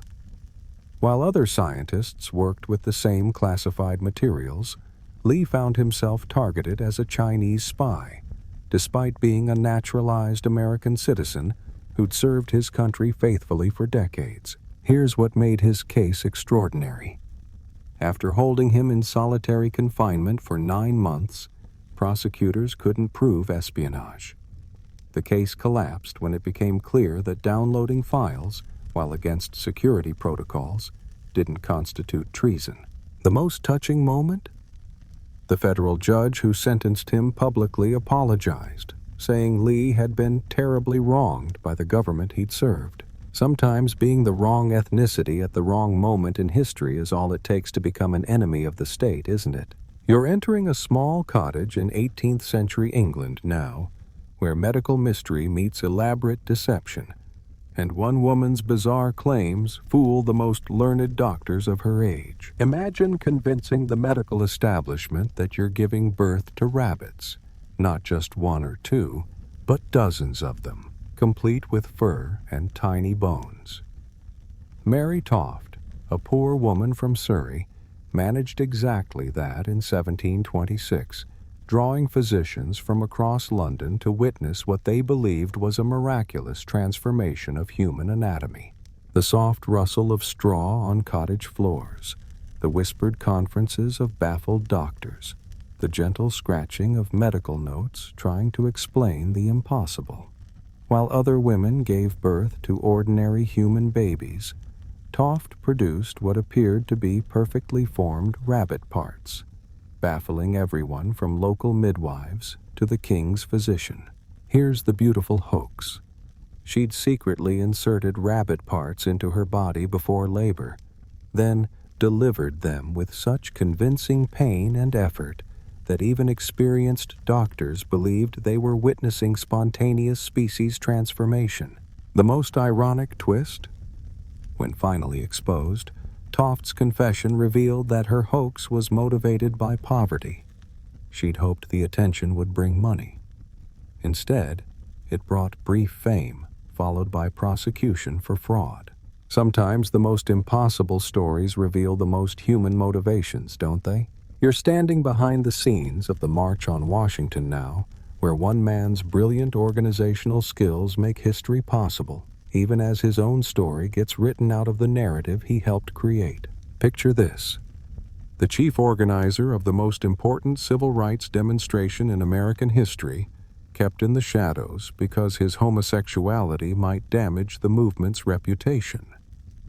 Bayard Rustin orchestrated the logistics that brought 250,000 people to Washington in 1963. But civil rights leaders worried that his sexual orientation would give opponents ammunition to discredit their cause. The soft rustle of organizational charts being spread across tables, the gentle murmur of volunteers coordinating transportation from dozens of cities, the quiet satisfaction of watching months of planning unfold flawlessly. While Martin Luther King Jr. gave the famous speech, Rustin worked behind the scenes, making sure every bus arrived, every permit was filed, every detail was perfect. Here's what moves me. Despite being marginalized by the very movement he helped build, Rustin never stopped fighting for justice. He understood that sometimes serving a cause requires accepting personal invisibility. The most beautiful vindication? Decades later, as LGBTQ+ rights became part of the civil rights conversation, Rustin's contributions were finally acknowledged. In 2013, he posthumously received the Presidential Medal of Freedom. Sometimes the people who make history happen are the ones whose names get left out of the history books, aren't they? You're walking through a Beijing art studio now, where creativity and censorship dance their eternal battle, and one artist's refusal to separate art from politics makes him an enemy of the state. Imagine being internationally celebrated as one of your generation's most important artists, while your own government treats you as a dangerous criminal. Ai Weiwei used traditional Chinese materials and techniques to create works that questioned authority, challenged censorship, and documented human rights abuses, making him too dangerous for comfort in modern China. The gentle clink of ancient ceramics being carefully arranged into modern installations, the soft scratch of traditional brushes painting contemporary criticism, the whispered conversations with assistants who understood that every artwork was also an act of resistance. While other Chinese artists stayed safely within approved boundaries, Ai Weiwei turned galleries into platforms for dissent. Here's what took courage. When Sichuan earthquake investigators tried to hide the names of children killed by shoddy construction, Ai Weiwei published their names as an art installation. When authorities demolished his Beijing studio, he documented it in real time on social media. The most powerful moment? His 81-day detention in 2011 made him a global symbol of artistic freedom, proving that sometimes the most effective protest is simply refusing to be silenced. Sometimes art becomes dangerous precisely when it starts telling the truth, doesn't it? You're settling into a bus seat in Montgomery, Alabama now, where one woman's tired feet become the foundation for a movement that will reshape America, and a simple act of defiance reveals the power of individual conscience. Picture this: a 42-year-old seamstress riding the bus home after a long day at work, refusing to give up her seat not because she planned to make history, but because she was tired of giving in. Rosa Parks's arrest for violating segregation laws sparked the Montgomery bus boycott, but she paid a personal price that lasted far beyond her moment of fame. The gentle hum of bus engines, the soft rustle of work clothes worn by people too tired to stand, the quiet dignity of a woman who'd simply had enough of injustice. While other passengers moved to the back as ordered, Parks stayed seated, understanding that sometimes the most revolutionary act is the refusal to move. Here's what history often forgets. Her defiance wasn't spontaneous. She'd been trained in civil rights tactics and was already an NAACP member. but it also wasn't calculated for maximum impact. She was genuinely tired, in body and spirit, of a system that treated her as less than human. The most touching detail? She lost her job and received death threats for years, proving that heroism often comes with costs that heroes bear alone. Sometimes changing the world starts with someone who's simply tired of the way things are, doesn't it? You're sitting in a modest study in Renaissance Florence now, where one man's observations about power create a book so honest about human nature that his name becomes synonymous with cunning and manipulation. Picture this: a diplomat and political theorist, suddenly unemployed when the Medici family returns to power, spending his exile writing the most influential book about politics ever created. Niccolò Machiavelli's The Prince wasn't meant to celebrate ruthlessness. It was meant to describe how power actually works, rather than how we wish it worked. The soft scratch of quill on parchment, the gentle turning of pages filled with uncomfortable observations, the distant sounds of Florence rebuilding itself after years of war. While other political writers created idealized theories about virtuous leadership, Machiavelli documented what he'd actually observed in courts and battlefields. Here's what made him dangerous. He separated political effectiveness from moral virtue, arguing that sometimes good leaders must do bad things to protect their people. His book didn't advocate for cruelty. It acknowledged that cruelty sometimes works. The most ironic legacy? Machiavellian became a term for sneaky manipulation, when Machiavelli was actually trying to be honest about how political power functions. He wrote about reality, not fantasy, which made him more threatening than any idealist. Sometimes the most offensive thing you can do is describe the world exactly as it is, isn't it? You're climbing steep stairs to a hidden annex in Amsterdam now, where ordinary courage takes the form of carrying food, books, and hope to 8 Jewish people hiding from the Holocaust. Imagine risking your life daily for strangers who became family, then spending decades afterward insisting you were nothing special. Miep Gies was Otto Frank's secretary who helped hide his family during the Nazi occupation, but her most lasting contribution to history was saving Anne Frank's diary after the family was betrayed and deported. The soft creak of floorboards trying not to make noise, the gentle rustle of paper bags containing food and news from the outside world, the whispered conversations that had to be finished before anyone noticed how long she'd been away from her desk. While other Dutch citizens collaborated or stayed silent, Gies chose daily acts of resistance. Here's what makes her extraordinary. After Anne's death, she kept the diary without reading it, hoping to return it to Anne herself. When Otto Frank returned as the sole survivor, she gave him his daughter's words, the only thing left of Anne Frank's voice. The most beautiful paradox? This woman who saved one of history's most important books spent the rest of her life insisting she wasn't a hero, just someone who did what needed doing. Sometimes the most important heroes are the ones who refuse to see themselves as heroic, aren't they? You're sitting quietly in a Saigon intersection in 1963 now, where one man's ultimate sacrifice becomes a photograph that changes how the world sees war, suffering, and the power of peaceful protest. Picture this: a 66-year-old Buddhist monk sitting in meditation position as flames consume his body, never moving or crying out, protesting the South Vietnamese government's oppression of Buddhists.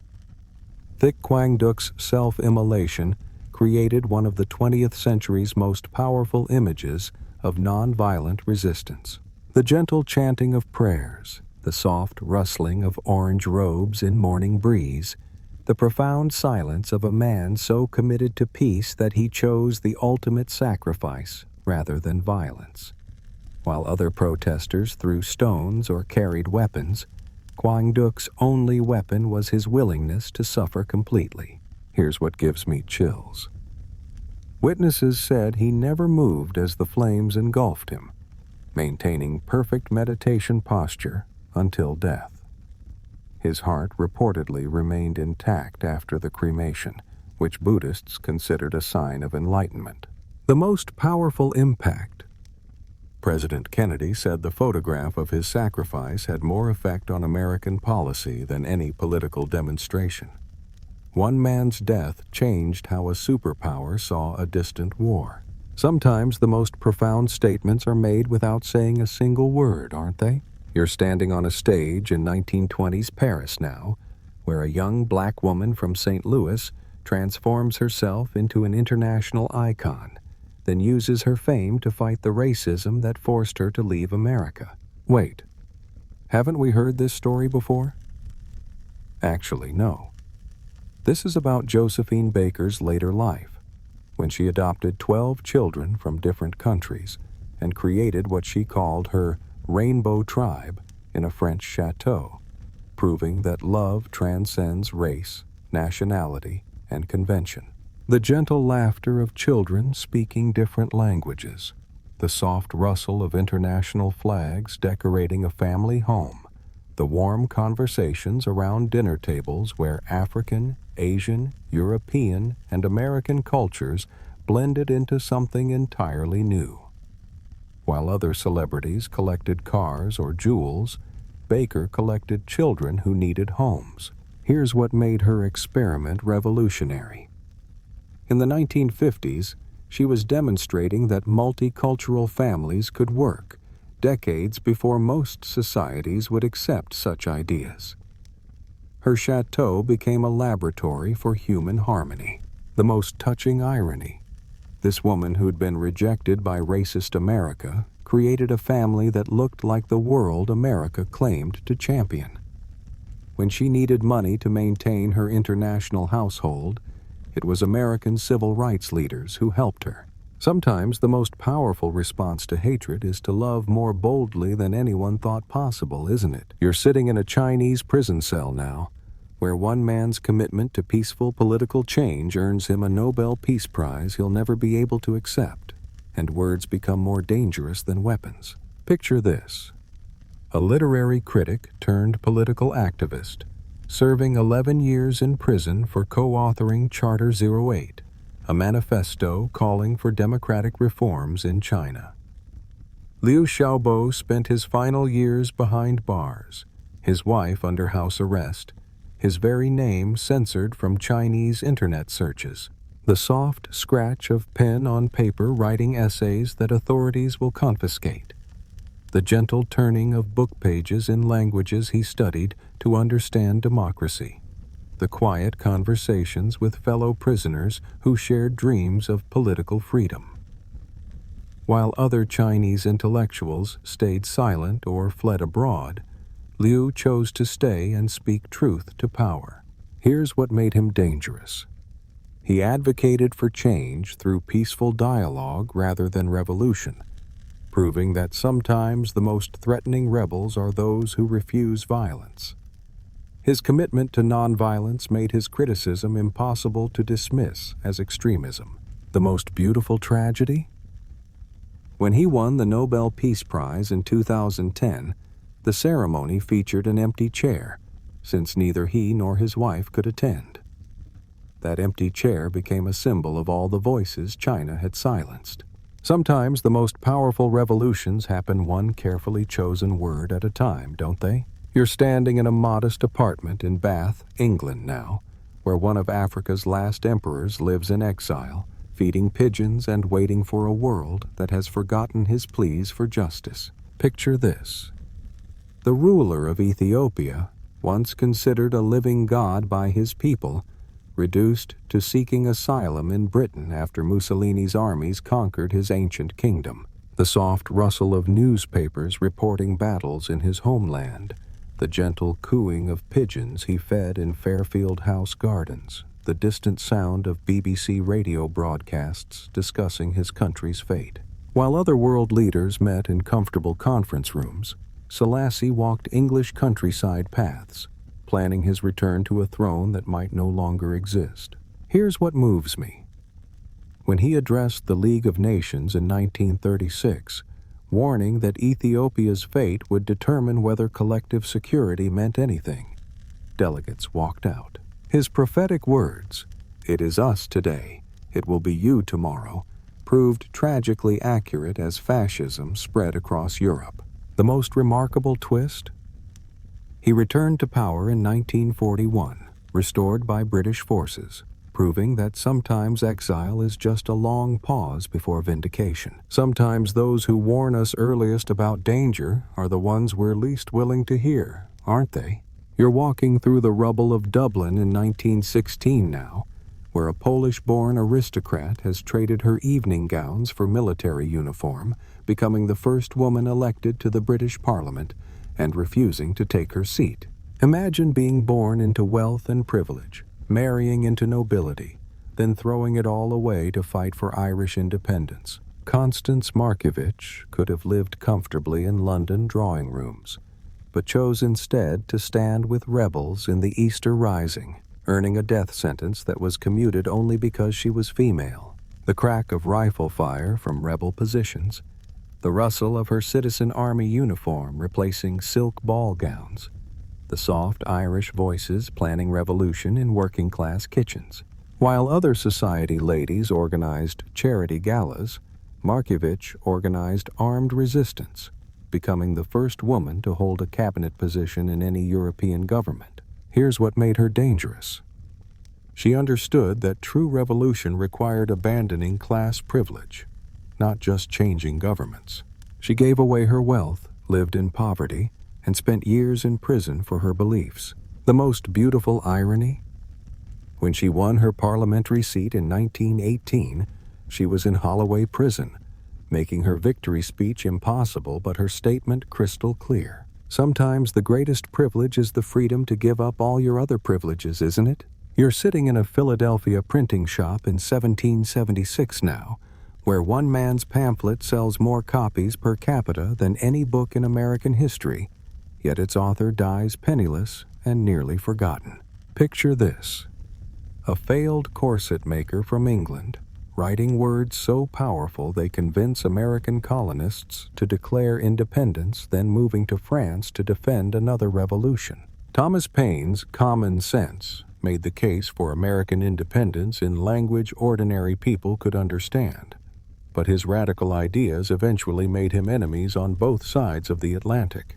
The soft scratch of quill on paper, the mechanical rhythm of printing presses spreading revolutionary ideas, the whispered conversations in taverns where forbidden pamphlets passed from hand to hand.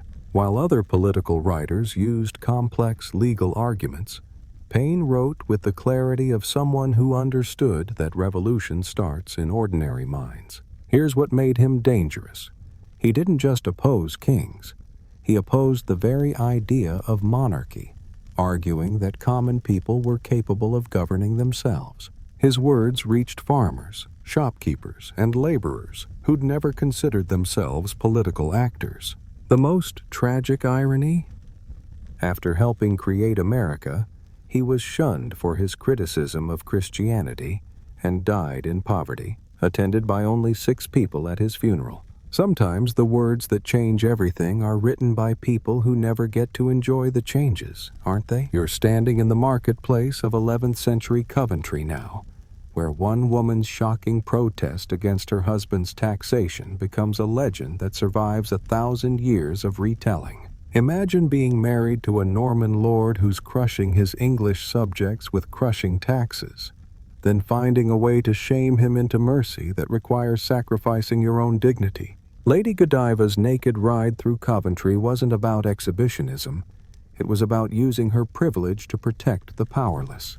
The soft clip-clop of her horse's hooves on cobblestones, the whisper of her long hair providing the only covering she'd allow herself, the hushed conversations of townspeople who'd been ordered to stay indoors. While other noblewomen accepted their husbands' cruelty as inevitable, Godiva found a way to turn shame into weapon. Here's what makes her story beautiful.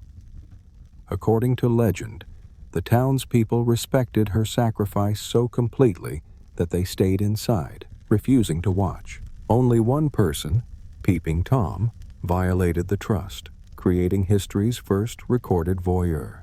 The most powerful outcome? Her husband Leofric was so moved by her courage that he reduced the taxes, proving that sometimes the most effective protests come from the most unexpected directions. Sometimes the most naked truth requires literally stripping away everything that protects us, doesn't it? You're sitting in a bunker outside Moscow in 1983 now, where computer screens flash warnings of incoming American missiles, and one man's decision not to follow protocol prevents nuclear war between superpowers. Picture this: a 44-year-old lieutenant colonel monitoring Soviet early warning systems, watching his computers detect 5 American intercontinental ballistic missiles heading toward the USSR. Protocol demanded he report the attack immediately, triggering automatic retaliation that would have started World War III. The harsh blinking of radar screens showing incoming death.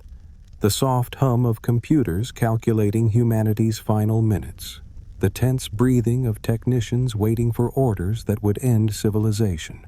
While his training demanded immediate response, Petrov made a judgment call that saved billions of lives. Here's what took extraordinary courage. He decided the attack was a false alarm, based on nothing more than intuition that Americans wouldn't launch only 5 missiles. If he was wrong, Soviet cities would be destroyed while he hesitated. If he was right, reporting it would start an unnecessary war. The most remarkable detail? He was right. It was a computer glitch caused by sunlight reflecting off clouds. But his superiors weren't grateful. They reassigned him quietly, treating his life-saving decision as an embarrassment to Soviet systems. Sometimes the fate of the world depends on someone brave enough to trust their instincts over their orders, doesn't it?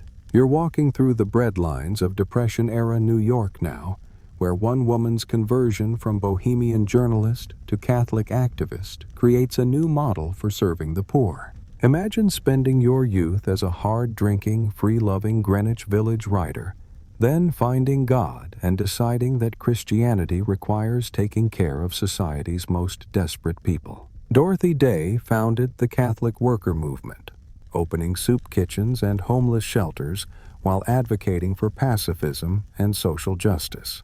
The soft clink of soup ladles against metal bowls. The gentle rustle of donated clothing being sorted for distribution. The quiet conversations between volunteers and guests that recognized dignity in desperation. While other Christians talked about helping the poor, Day literally lived among them, making her houses of hospitality homes for people no one else wanted. Here's what made her radical. She insisted that caring for the poor meant changing the systems that created poverty, not just treating its symptoms. Her newspaper, The Catholic Worker, sold for a penny and promoted workers' rights, pacifism, and voluntary poverty. The most beautiful paradox? This woman who chose to live in poverty influenced both Catholic social teaching and American labor movements, proving that sometimes the most effective power comes from having nothing to lose. Sometimes the gospel is less about preaching and more about ladling soup with love, isn't it? You're standing in St. Peter's Square in 1981 now, where one man's bullets wound a pope. Then years later, a different kind of transformation unfolds in an Italian prison cell. Picture this: a Turkish nationalist who shoots Pope John Paul II, expecting to die for his cause, then spending decades in prison discovering that his victim has publicly forgiven him. Mehmed Ali Ağa's story became one of the 20th century's most powerful examples of how forgiveness can transform both victim and perpetrator. The sharp crack of gunshots echoing across ancient stones, the soft whisper of prayers in a hospital chapel, the gentle sound of footsteps approaching a prison cell where the Pope himself came to visit his would-be assassin. While the world expected revenge or punishment, John Paul II chose a different path entirely. Here's what makes this extraordinary. The Pope not only forgave Ağca publicly, but visited him in prison, spending private time with the man who'd tried to kill him. Those conversations remained secret, but Ağca later spoke of spiritual transformation. The most touching detail?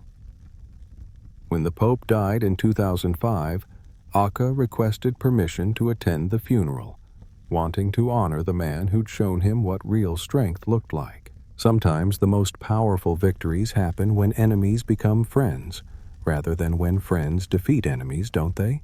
You're sitting in the segregated computing department of NASA in the 1960s now, where one woman's extraordinary mathematical genius helped send Americans to space, despite being relegated to a corner because of her race and gender. Picture this. A brilliant mathematician whose calculations were so trusted that astronaut John Glenn refused to launch until Katherine Johnson personally verified the computer's numbers. Yet she had to use a separate bathroom and eat at separate tables because NASA's facilities were still segregated when she arrived. The soft scratch of pencils solving complex orbital equations. The gentle hum of mechanical calculators verifying trajectories. The whispered conversations among colored computers who knew their work was essential, but their recognition would be minimal. While male engineers got public credit for space missions, Johnson and her colleagues did the mathematical heavy lifting in relative obscurity. Here's what amazes me. She calculated the trajectory for Alan Shepard's flight, the path for John Glenn's orbit, and the course that would take Apollo 11 to the moon. Her precision was legendary. An error of inches could mean the difference between landing and dying in space. The most beautiful vindication? At age 97, she watched the movie Hidden Figures tell her story to the world, finally receiving recognition for work that had made history decades earlier. Sometimes the most important journeys are calculated by people who never get to take the trip themselves, aren't they? You're standing on the White House lawn in 1993 now, where one of Israel's greatest military heroes shakes hands with his former enemy, choosing a path toward peace that will ultimately cost him his life. Picture this. A general who helped create modern Israel through military victory, then realizing that his country's survival depended on making peace with the Palestinians he'd spent decades fighting. Itzhak Rabin's handshake with Yasser Arafat shocked the world and enraged extremists on both sides. The gentle applause of diplomats witnessing history, the soft whisper of autumn leaves at an outdoor ceremony, the distant sound of protesters who believed any compromise was betrayal. While other leaders talked about peace from safe distances, Rabin risked everything he'd built to reach across the divide that had defined his entire career. Here's what took courage. He knew that choosing peace would make him enemies among his own people. Israeli right-wing extremists called him a traitor for giving away occupied territories in exchange for promises of Palestinian recognition. The most tragic irony? He was assassinated in 1995 by a young Israeli who believed killing Rabin would stop the peace process. The soldier who survived decades of wars died at the hands of someone who claimed to be protecting what he'd spent his life building. Sometimes the greatest generals are those who choose to lay down their weapons rather than pick them up, aren't they? You're sitting in a 19th century drawing room now, where one woman's refusal to limit her writing to acceptable feminine topics makes her both celebrated and condemned across 2 continents. Picture this. A middle-class English woman in the 1830s traveling alone through America to write about slavery, economics, and women's rights at a time when ladies were supposed to write about domestic subjects. Harriet Martineau became one of the first female sociologists, but paid for her intellectual independence with social ostracism. The soft scratch of her pen writing observations that challenged comfortable assumptions, the rustle of letters from American friends warning her that her abolitionist writings had made her unwelcome in the South, the gentle tick of clocks marking time she spent studying rather than socializing. While other women writers stayed safely within romantic fiction, Martineau tackled economics, politics, and social justice. Here's what made her dangerous. She insisted that women's minds were capable of understanding any subject men could grasp. Her books on political economy were used in universities, proving that female intellect could master supposedly masculine subjects. The most touching detail?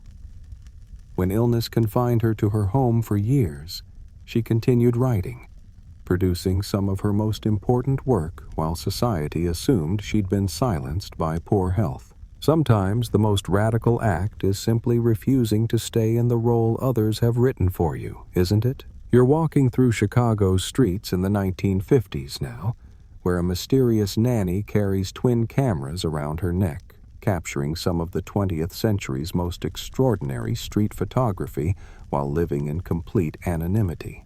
Picture this.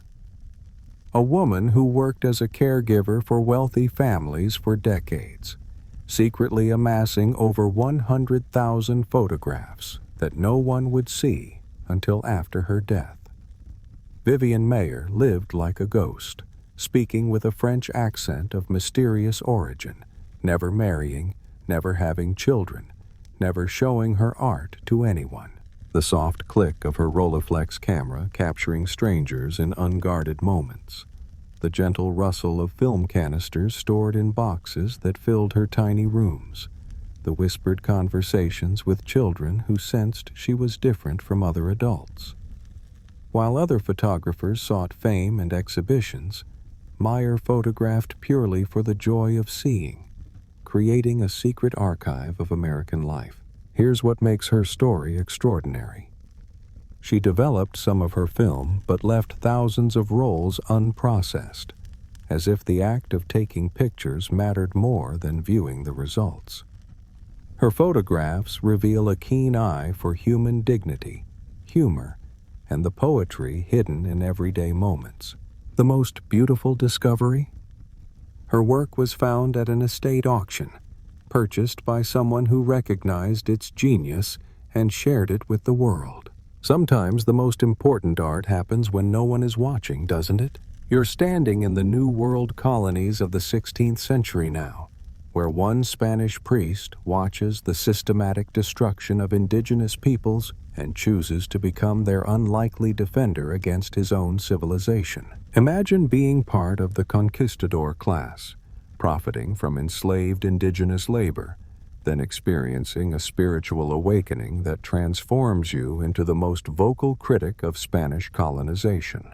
Bartolomé de las Casas spent the first half of his life as a typical colonist, the second half fighting to save the people he'd once helped oppress. The soft murmur of indigenous languages being carefully transcribed, the gentle scratch of quill pens documenting atrocities others wanted hidden, the whispered confessions of soldiers who'd witnessed genocide. While other priests focused on converting souls, de las Casas focused on preserving lives, arguing that indigenous people were fully human and deserved protection. Here's what made him dangerous. He took detailed notes on Spanish atrocities and presented them directly to the king, undermining the entire colonial project. His brief account of the destruction of the Indies became one of history's first human rights documents. The most remarkable transformation? From slave owner to liberator, from conquistador to defender of the conquered, proving that even those who benefit from injustice can choose to oppose it. Sometimes the most powerful advocates are those who've seen evil from the inside and chosen to expose it, aren't they? You're sitting in a Montreal cafe in the 1960s now, where one Jewish Canadian writer's satirical novels about his own community make him beloved internationally and reviled locally. Picture this. A novelist whose biting humor and unflinching portrayals of Montreal's Jewish community earn him literary fame worldwide, but also make him persona non grata in the very neighborhood that inspired his best work. Mordecai Richler spent years in London, partly because his own people felt betrayed by his honesty about their flaws and pretensions. The soft clink of coffee cups in European cafes where he wrote about home, the gentle rustle of letters from angry relatives who felt exposed by his fiction, the distant sound of Montreal accents that followed him across oceans. While other Jewish writers celebrated their heritage uncritically, Richler examined it with the sharp eye of a loving but exasperated son. Here's what made his exile necessary. He wrote about anti-Semitism and also about Jewish prejudices, about the warmth of community, and also about its suffocating conformity. His characters were human rather than heroic, which some readers found unforgivable. The most touching irony. His novel, The Apprenticeship of Duddy Kravitz, became a Canadian classic, proving that sometimes you have to leave home to help others understand it. Sometimes the truest love requires the courage to tell uncomfortable truths, doesn't it?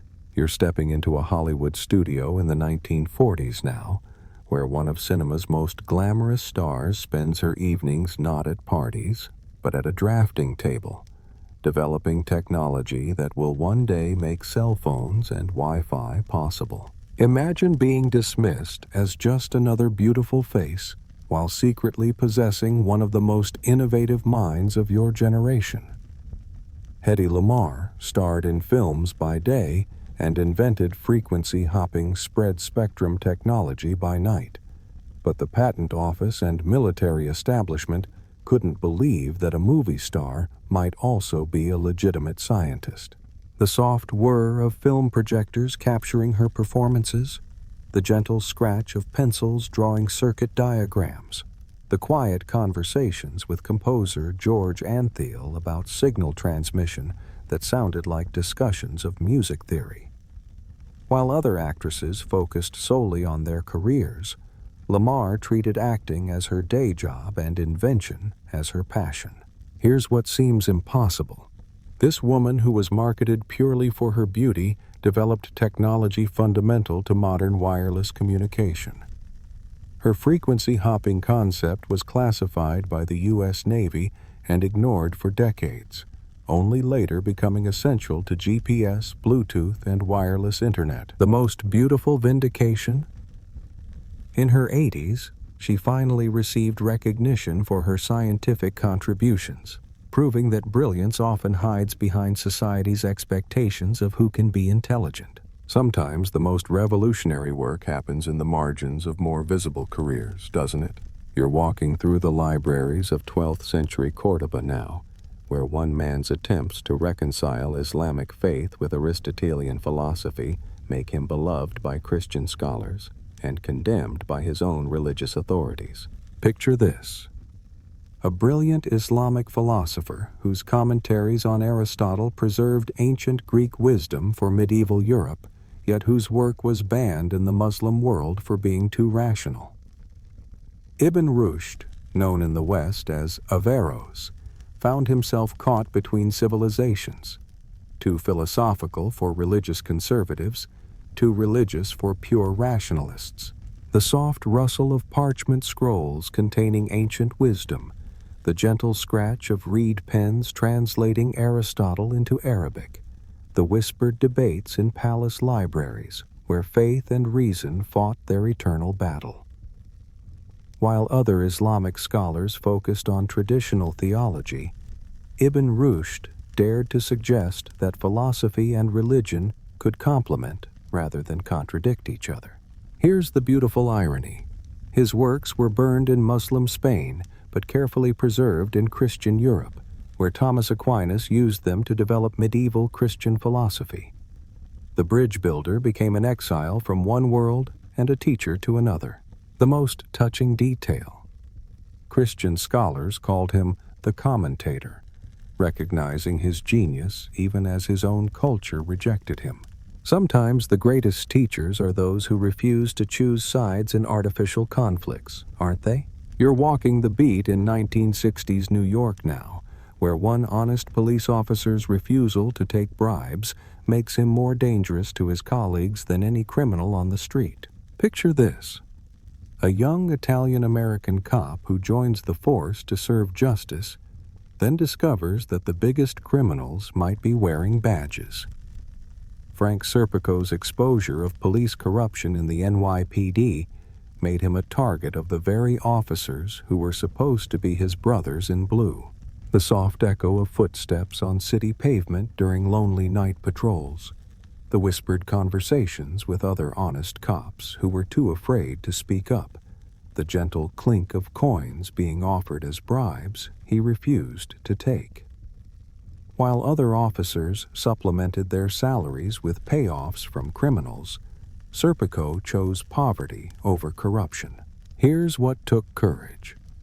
When he finally testified before the Knapp Commission about systematic police corruption, he knew he was ending his career and possibly his life.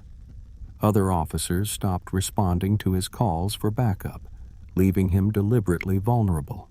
The most harrowing moment? He was shot in the face during a drug raid under circumstances that suggested his fellow officers might have set him up. He survived, but the bullet fragments remained in his head as permanent reminders of the price of honesty. Sometimes being true to your oath means becoming a traitor to your tribe, doesn't it? You're riding through the Syrian desert in the 1810s now, where one eccentric English aristocrat has abandoned European society to rule her own kingdom in the Middle East, becoming the first Western woman to cross the desert in male disguise. Picture this: the niece of British Prime Minister William Pitt, fleeing England after a series of personal tragedies and romantic disappointments, then reinventing herself as a prophetic figure who commanded respect from Bedouin tribes and Ottoman officials alike. Lady Hester Stanhope lived in a fortified monastery on Mount Lebanon, holding court like an oriental potentate. The soft tinkling of bells on camel caravans bringing tribute to her mountain stronghold, the gentle rustle of silk robes that replaced her European dresses, the whispered consultations with tribal chiefs who sought her advice on politics and warfare. While other English ladies took tea in drawing rooms, Stanhope mediated disputes between warring tribes and predicted the fall of empires. Here's what made her extraordinary. She convinced Middle Eastern leaders that she possessed prophetic powers, using their belief in her supernatural abilities to wield real political influence. She lived according to local customs while maintaining her essential Englishness. The most romantic detail? She claimed to be waiting for a messianic king she would crown in Jerusalem, spending decades in exile preparing for a prophecy that never came. Sometimes the most successful escapes from one's past require becoming someone entirely new, don't they? You're hiding in the Low Countries in the 1520s now, where one English scholar's determination to translate the Bible into common language makes him a fugitive from both church and crown. Picture this: a brilliant linguist who believed ordinary people deserved to read God's Word in their own language, working in secret to create the first English translation of the New Testament from original Greek sources. William Tyndale's translation would eventually form the basis of the King James Bible, but first it made him a heretic worthy of death. The soft scratch of quill on parchment, translating sacred text word by careful word, the gentle rustle of pages being smuggled across the English Channel hidden in bales of cloth, the whispered prayers of reformers who risked everything to read Scripture in English. While church authorities insisted Latin was the only proper language for Scripture, Tyndale believed God spoke to hearts in whatever language they understood best. Here's what made him dangerous. His translation challenged the Catholic Church's monopoly on biblical interpretation. If people could read the Bible themselves, they might question clerical authority and develop their own relationships with God. The most tragic irony: he was betrayed by a friend, strangled, and burned at the stake in 1536. His final words reportedly were, "Lord, open the King of England's eyes." Within 3 years, King Henry VIII authorized English Bible translations based largely on Tyndale's work. Sometimes the words that change everything are written by people who never get to see the changes, aren't they? You're standing in a 1920s speakeasy now, where one woman's voice carries the pain and joy of an entire people, making her the highest-paid black entertainer of her era before the world changes and forgets her magic. Picture this: a sharecropper's daughter from Tennessee who became the Empress of the Blues, earning more money than most white performers while still being refused service at hotels where she headlined. Bessie Smith's voice could fill theaters without amplification, carrying stories of heartbreak, resilience, and survival that spoke to both black and white audiences.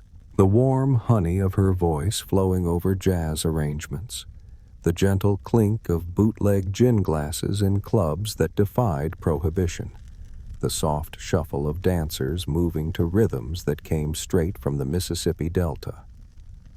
While other performers entertained audiences, Smith educated them about experiences most white Americans never imagined. Here's what made her revolutionary.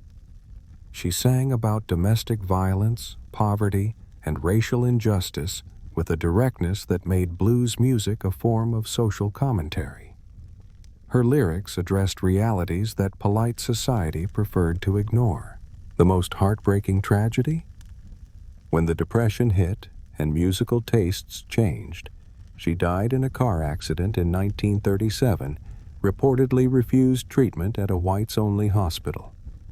The woman who'd sung about inequality became its final victim. Sometimes the most powerful voices sing loudest just before they're silenced, don't they?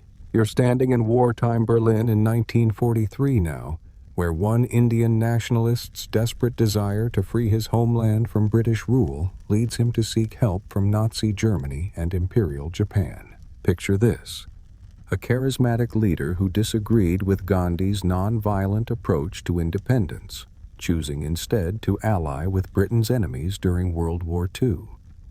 Subhas Chandra Bose believed that Britain's crisis was India's opportunity, even if it meant accepting aid from fascist powers.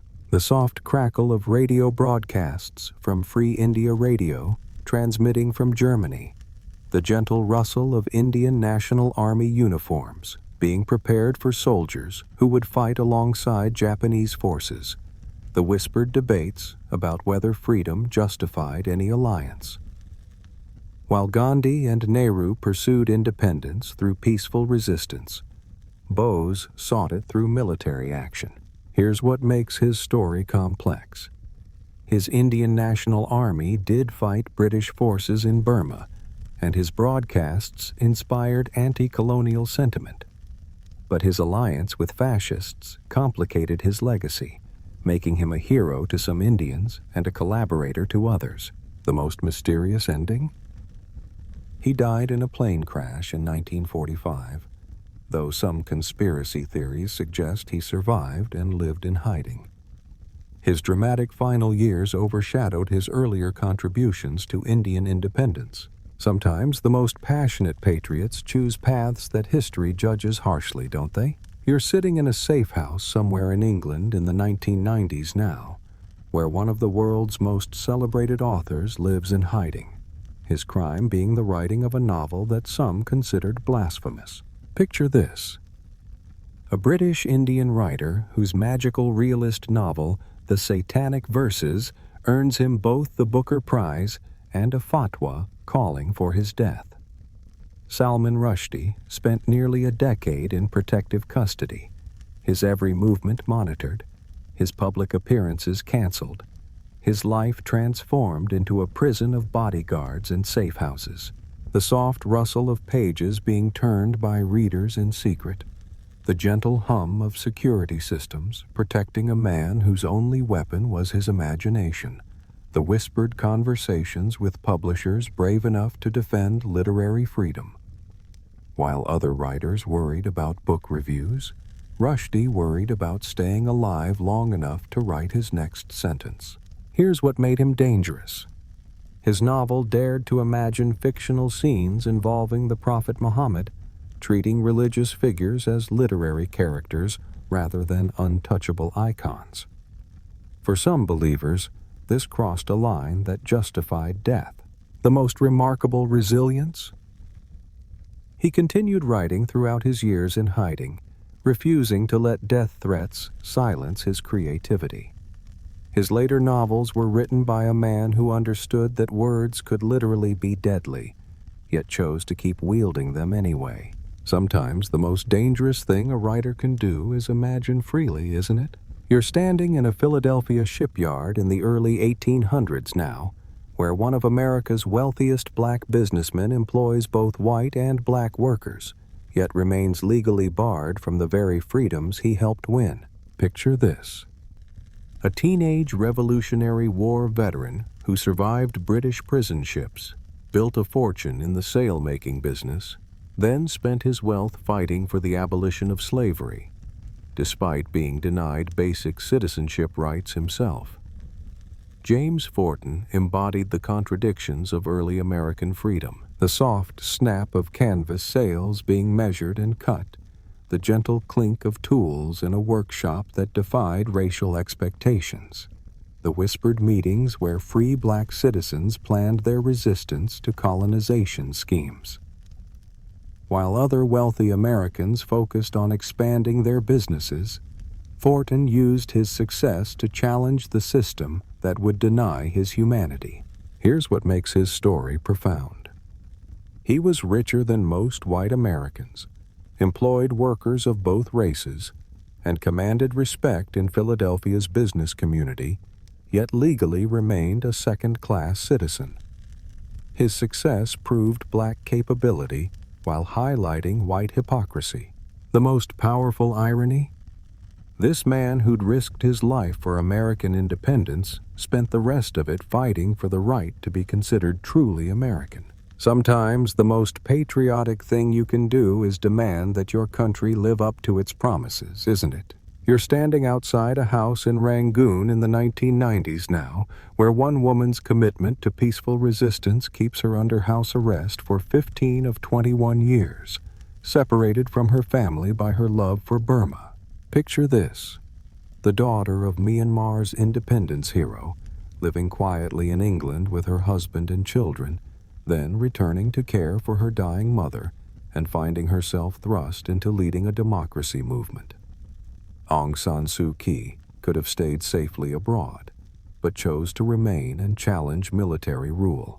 The soft chime of wind bells in her garden prison, the gentle rustle of letters from supporters that guards rarely allowed her to receive, the distant sounds of a city where her name was forbidden to be spoken aloud.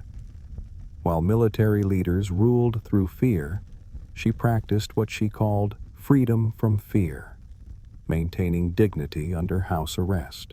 Here's what took extraordinary sacrifice. When offered freedom in exchange for exile, she refused, knowing that leaving would mean abandoning her people and never seeing her family again.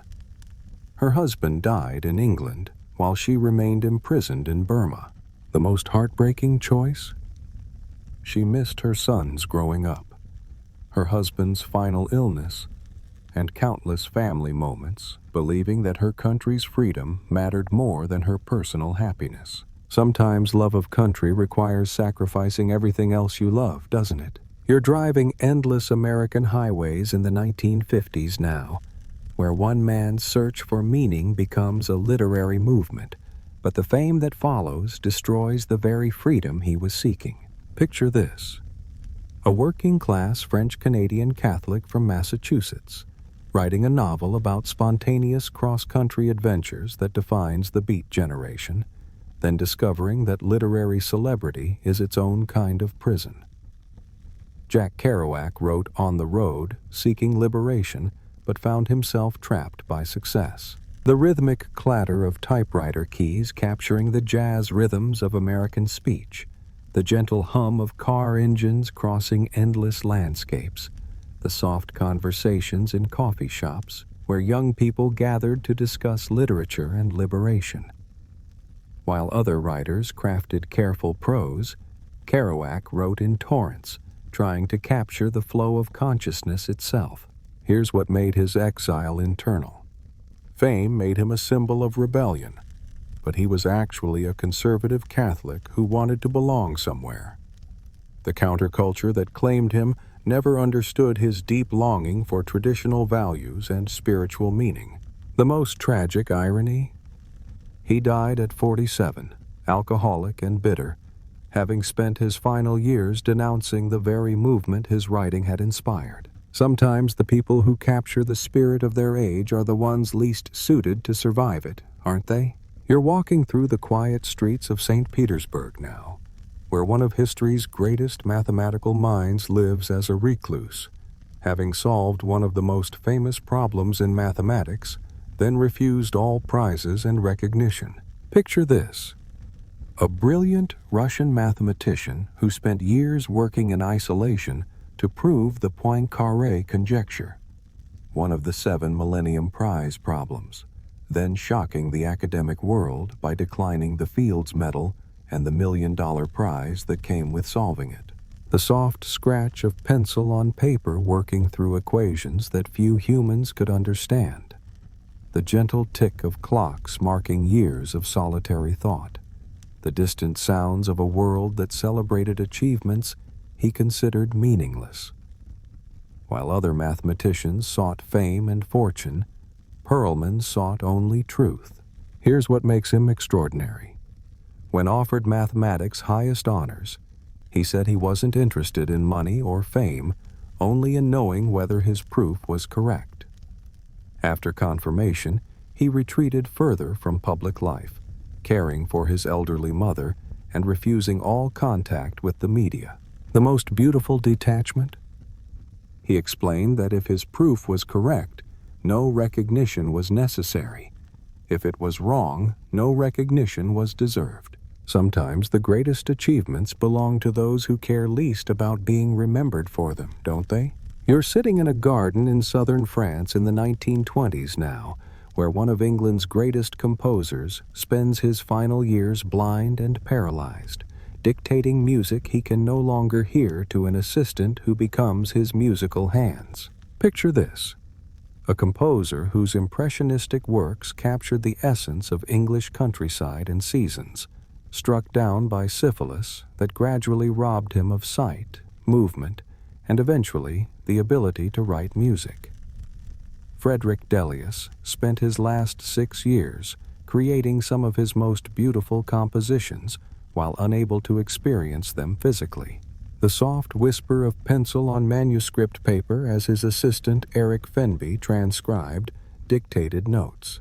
The gentle rustle of fruit trees in the garden where he sat imagining orchestral colors. The distant sound of birds whose songs he could still hear in his mind even when his ears failed him. While other composers needed pianos to compose, Delius created entire symphonies in his head. Here's what amazes me. His late works show no diminishment of creativity or beauty, despite being created by a man who couldn't see, couldn't move, and often couldn't hear.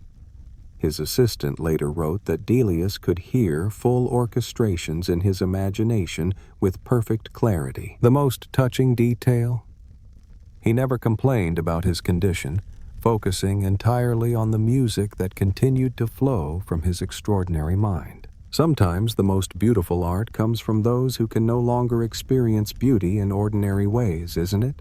You're climbing the stairs to a second-floor bedroom in Amherst, Massachusetts now, where one of America's greatest poets spent her final 15 years rarely leaving her family home, creating nearly 1,800 poems that no one would read until after her death.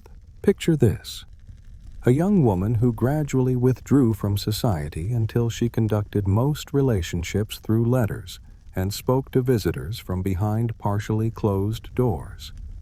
Emily Dickinson became a recluse in her own house, but in her solitude, she revolutionized American poetry. The soft scratch of pen on scraps of paper and envelope backs, the gentle creak of floorboards as she paced her room while composing, the distant voices of family members who became her only regular human contact. While other poets sought publication and recognition, Dickinson wrote for herself, creating a private world of words. Here's what makes her extraordinary. She transformed isolation into art, using her limited physical world to explore unlimited emotional and philosophical territories. Her poems about death, love, nature, and eternity came from someone who rarely experienced any of these directly. The most beautiful mystery? Only a handful of her poems were published during her lifetime, yet she wrote prolifically, as if creating a secret treasure for future generations to discover. Sometimes the most expansive minds inhabit the smallest physical spaces, don't they?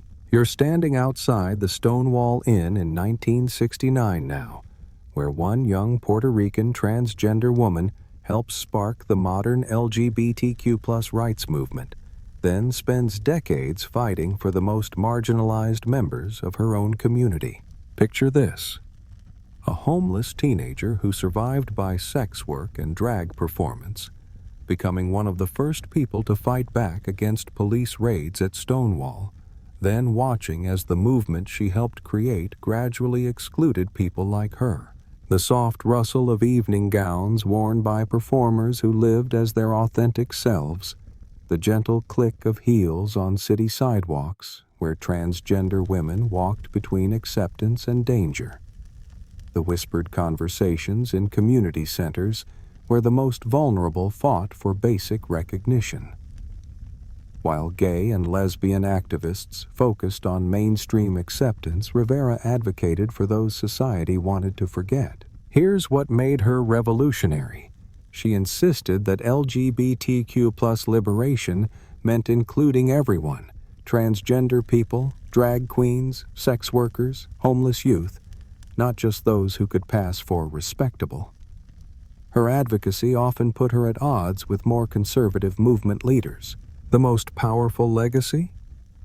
She co-founded STAR, Street Transvestite Action Revolutionaries, providing housing and support for homeless LGBTQ+ youth, proving that revolution starts with caring for the most vulnerable. Sometimes the people who start movements are the ones the movements later try to leave behind, aren't they? You're sitting in a Florida prison cell in 1961 now, where one man's handwritten petition to the Supreme Court transforms American criminal justice by establishing the right to legal counsel for all defendants. Picture this: a drifter charged with breaking into a pool hall, forced to defend himself in court because he couldn't afford a lawyer, then spending years in prison writing appeals in pencil on prison stationery. Clarence Earl Gideon's case established that the Sixth Amendment guarantees legal representation for all criminal defendants. The soft scratch of pencil on lined paper as he crafted his own legal arguments, the gentle rustle of law books in the prison library where he educated himself about constitutional rights, the distant sound of cell doors closing on men who might have been freed with proper representation. While wealthy defendants hired expensive lawyers, poor defendants often faced trials alone. Here's what makes his story remarkable. This man with an 8th grade education wrote a petition so compelling that the Supreme Court agreed to hear his case, ultimately ruling that states must provide lawyers for indigent defendants in felony cases. The most beautiful vindication? When he was retried with a court-appointed lawyer, he was acquitted of the charges that had sent him to prison.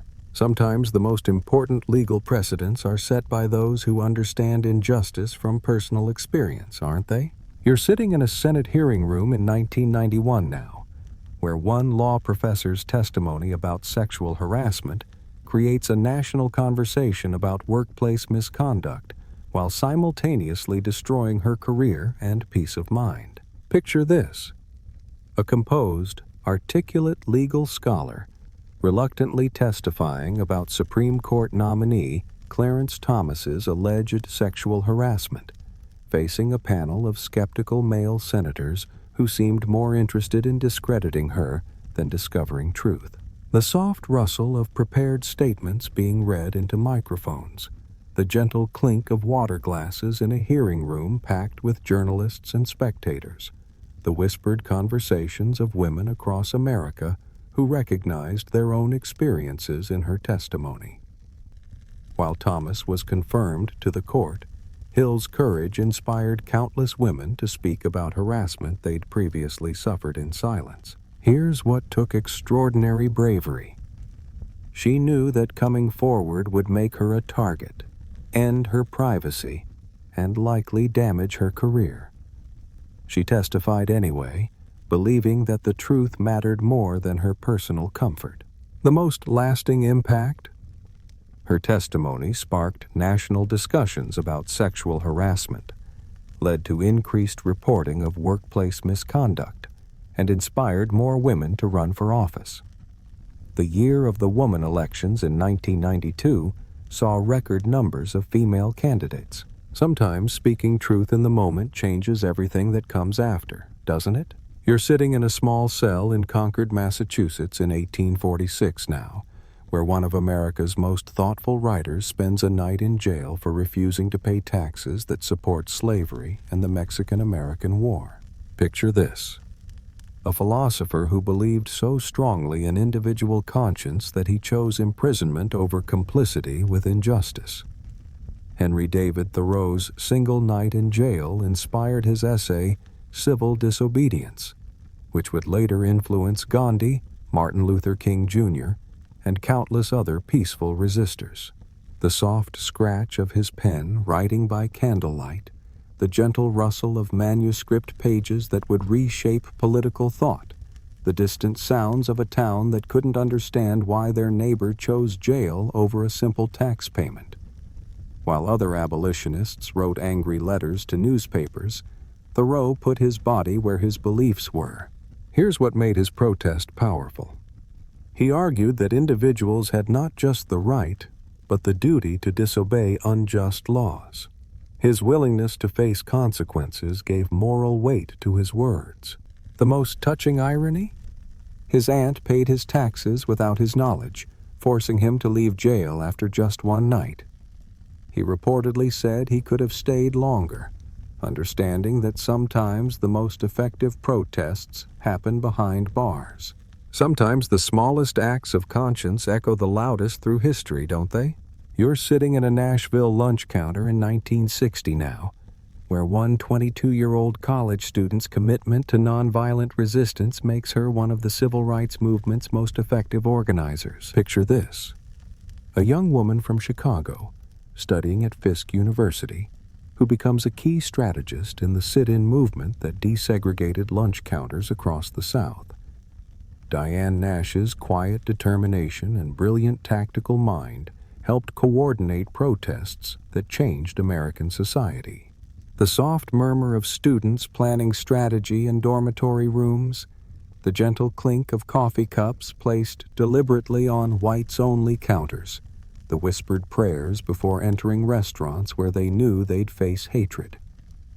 While other students focused on their studies, Nash organized a movement that transformed the South. Here's what made her extraordinary. At an age when most young people are discovering themselves, she was helping an entire race discover its power.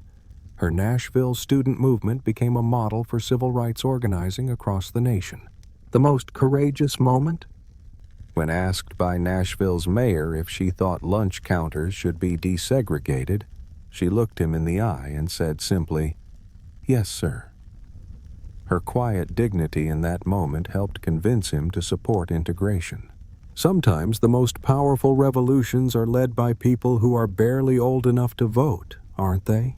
You're entering a New York hotel room in the 1920s now, where one of history's most brilliant inventors lives in increasing isolation, feeding pigeons and working on inventions that won't be understood for decades.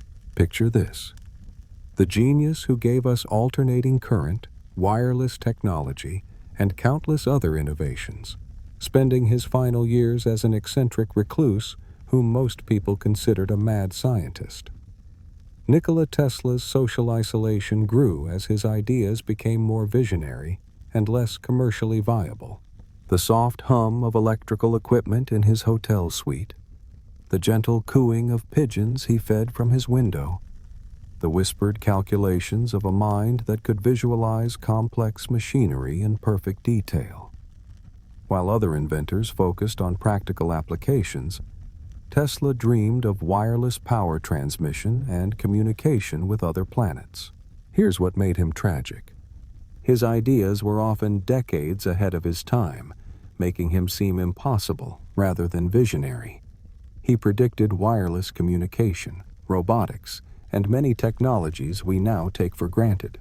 The most touching detail: he fell in love with a white pigeon, claiming it was the most important relationship of his life.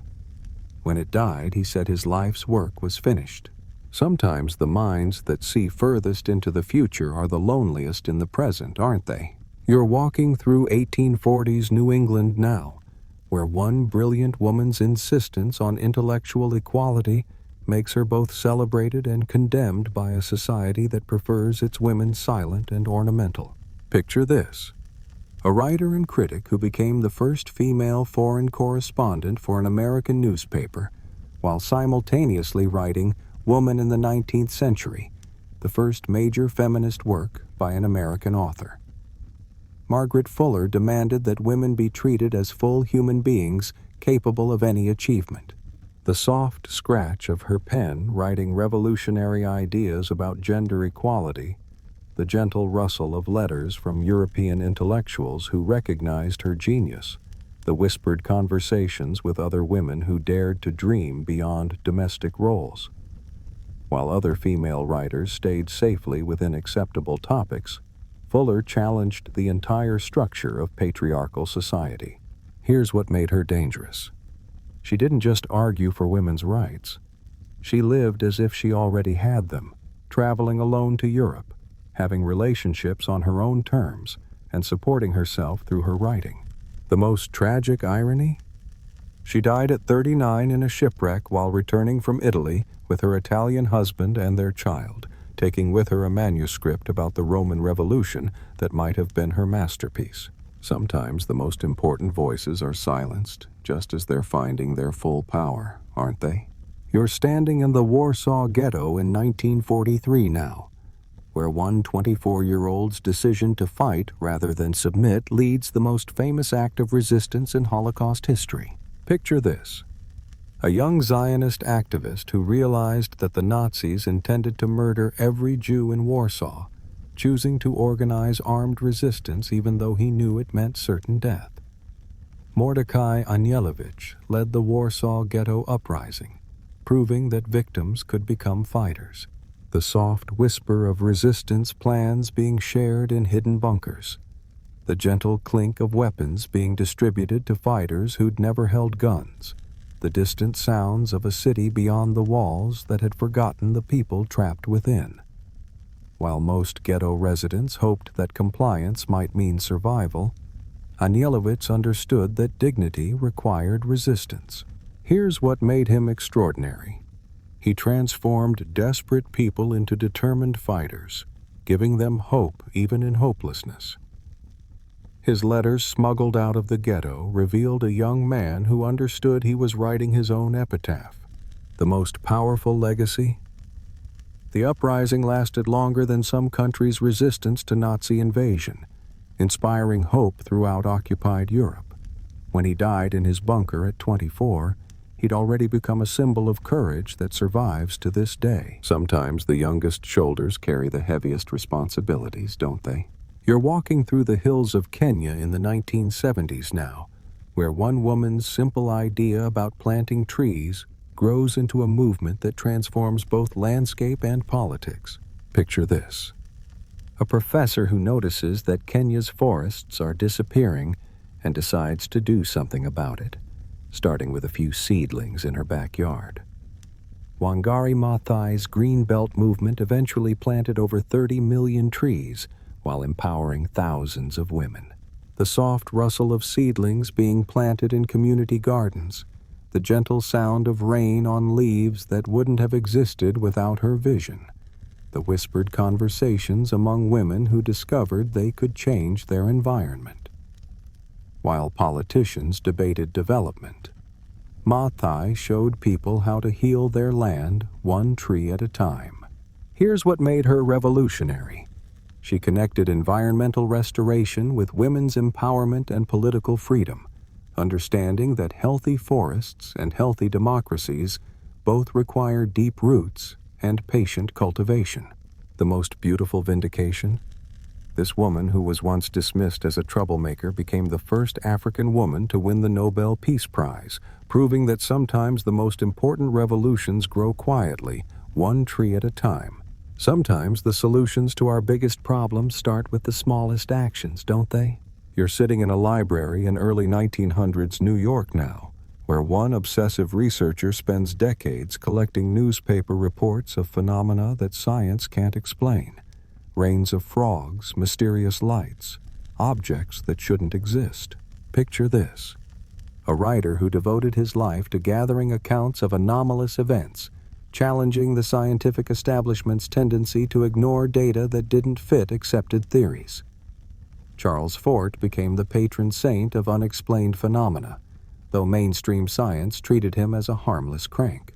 The soft rustle of newspaper clippings being carefully filed, the gentle scratch of pen recording impossible events, the whispered wonder of someone who refused to believe that science had already explained everything. While other researchers sought to prove theories, Fort collected evidence that didn't fit any theory. Here's what made him important. He argued that science had become too rigid, too quick to dismiss observations that challenged established beliefs. His books documented thousands of anomalous events, suggesting that reality might be far stranger than scientists admitted. The most lasting influence? He inspired generations of researchers to look for phenomena that academic science overlooked, reminding us that the universe still holds mysteries we haven't solved. Sometimes the most important questions are asked by people who refuse to accept that we already know all the answers, don't they? You're sitting in Sing Sing prison in 1953 now, where two people face execution for allegedly passing atomic secrets to the Soviet Union, maintaining their innocence even as the electric chair awaits. Picture this: a married couple whose trial became a symbol of Cold War paranoia, executed despite international protests and lingering questions about their guilt. Julius and Ethel Rosenberg became the only American civilians executed for espionage during the Cold War. The soft whisper of their children's voices during final visits, the gentle rustle of letters between husband and wife who refused to confess to crimes they insisted they didn't commit, the distant sound of protesters outside the prison who believed justice was being sacrificed to political fear. While America demanded scapegoats for Soviet atomic weapons, the Rosenbergs chose death over false confession. Here's what haunts their case. Decades later, declassified documents suggested Julius might have been involved in espionage, but Ethel's role was minimal. She may have died for being married to the wrong man at the wrong time. The most heartbreaking detail? Their final letters to their young sons expressed love, urged them to seek truth and justice, and hoped they'd understand their parents' choices. Sometimes the price of maintaining innocence is higher than the cost of admitting guilt, isn't it? You're sitting across from a chessboard in the 1970s now, where one American's obsessive pursuit of perfection makes him the world champion, then destroys his ability to exist in the world he'd conquered. Picture this: a Brooklyn teenager who became obsessed with chess, eventually defeating the Soviet Union's chess machine single-handedly, then spending the rest of his life as a paranoid exile from the country that had celebrated him as a hero. The soft click of chess pieces moving across wooden boards, the gentle ticking of tournament clocks measuring the time between genius moves, the whispered calculations of a mind that could see dozens of moves ahead but couldn't navigate simple human relationships. While other chess players enjoyed the game, Fischer was consumed by it. Here's what made him tragic. His chess brilliance came with increasing mental instability and anti-Semitic conspiracy theories. The same obsessive focus that made him champion also made him impossible to live with. The most ironic ending? He died in exile in Iceland, the country where he'd won his greatest victory, having spent decades fleeing from the fame that his chess genius had created. Sometimes the qualities that make us great at one thing make us terrible at everything else, don't they? You're settling back into your comfortable spot right now, having traveled through 100 stories of people who faced impossible choices, stood against overwhelming odds, and chose conscience over comfort. Picture this. Each of these forgotten souls lived believing that their actions mattered, even when the world seemed determined to prove them wrong. From Nelson Mandela's prison cell to Emily Dickinson's bedroom, from Galileo's telescope to Rosa Parks's bus seat, we've seen that history's most important moments often happen in the quietest corners. The soft turning of pages that preserved their stories, the gentle echo of voices that refused to be silenced, the whispered hope that someone, somewhere, would remember that they tried to make the world better.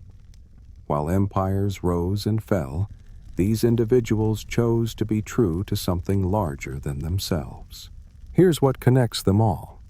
They understood that being human sometimes requires standing alone, that truth-telling has costs, and that the most important changes often begin with a single person saying no to injustice. The most beautiful revelation? You've spent this time with people who proved that ordinary humans can do extraordinary things when they choose courage over comfort. Hey friends, thank you for joining me on this journey through history's forgotten corners. These stories remind us that we're all capable of more than we know. Thank you for watching.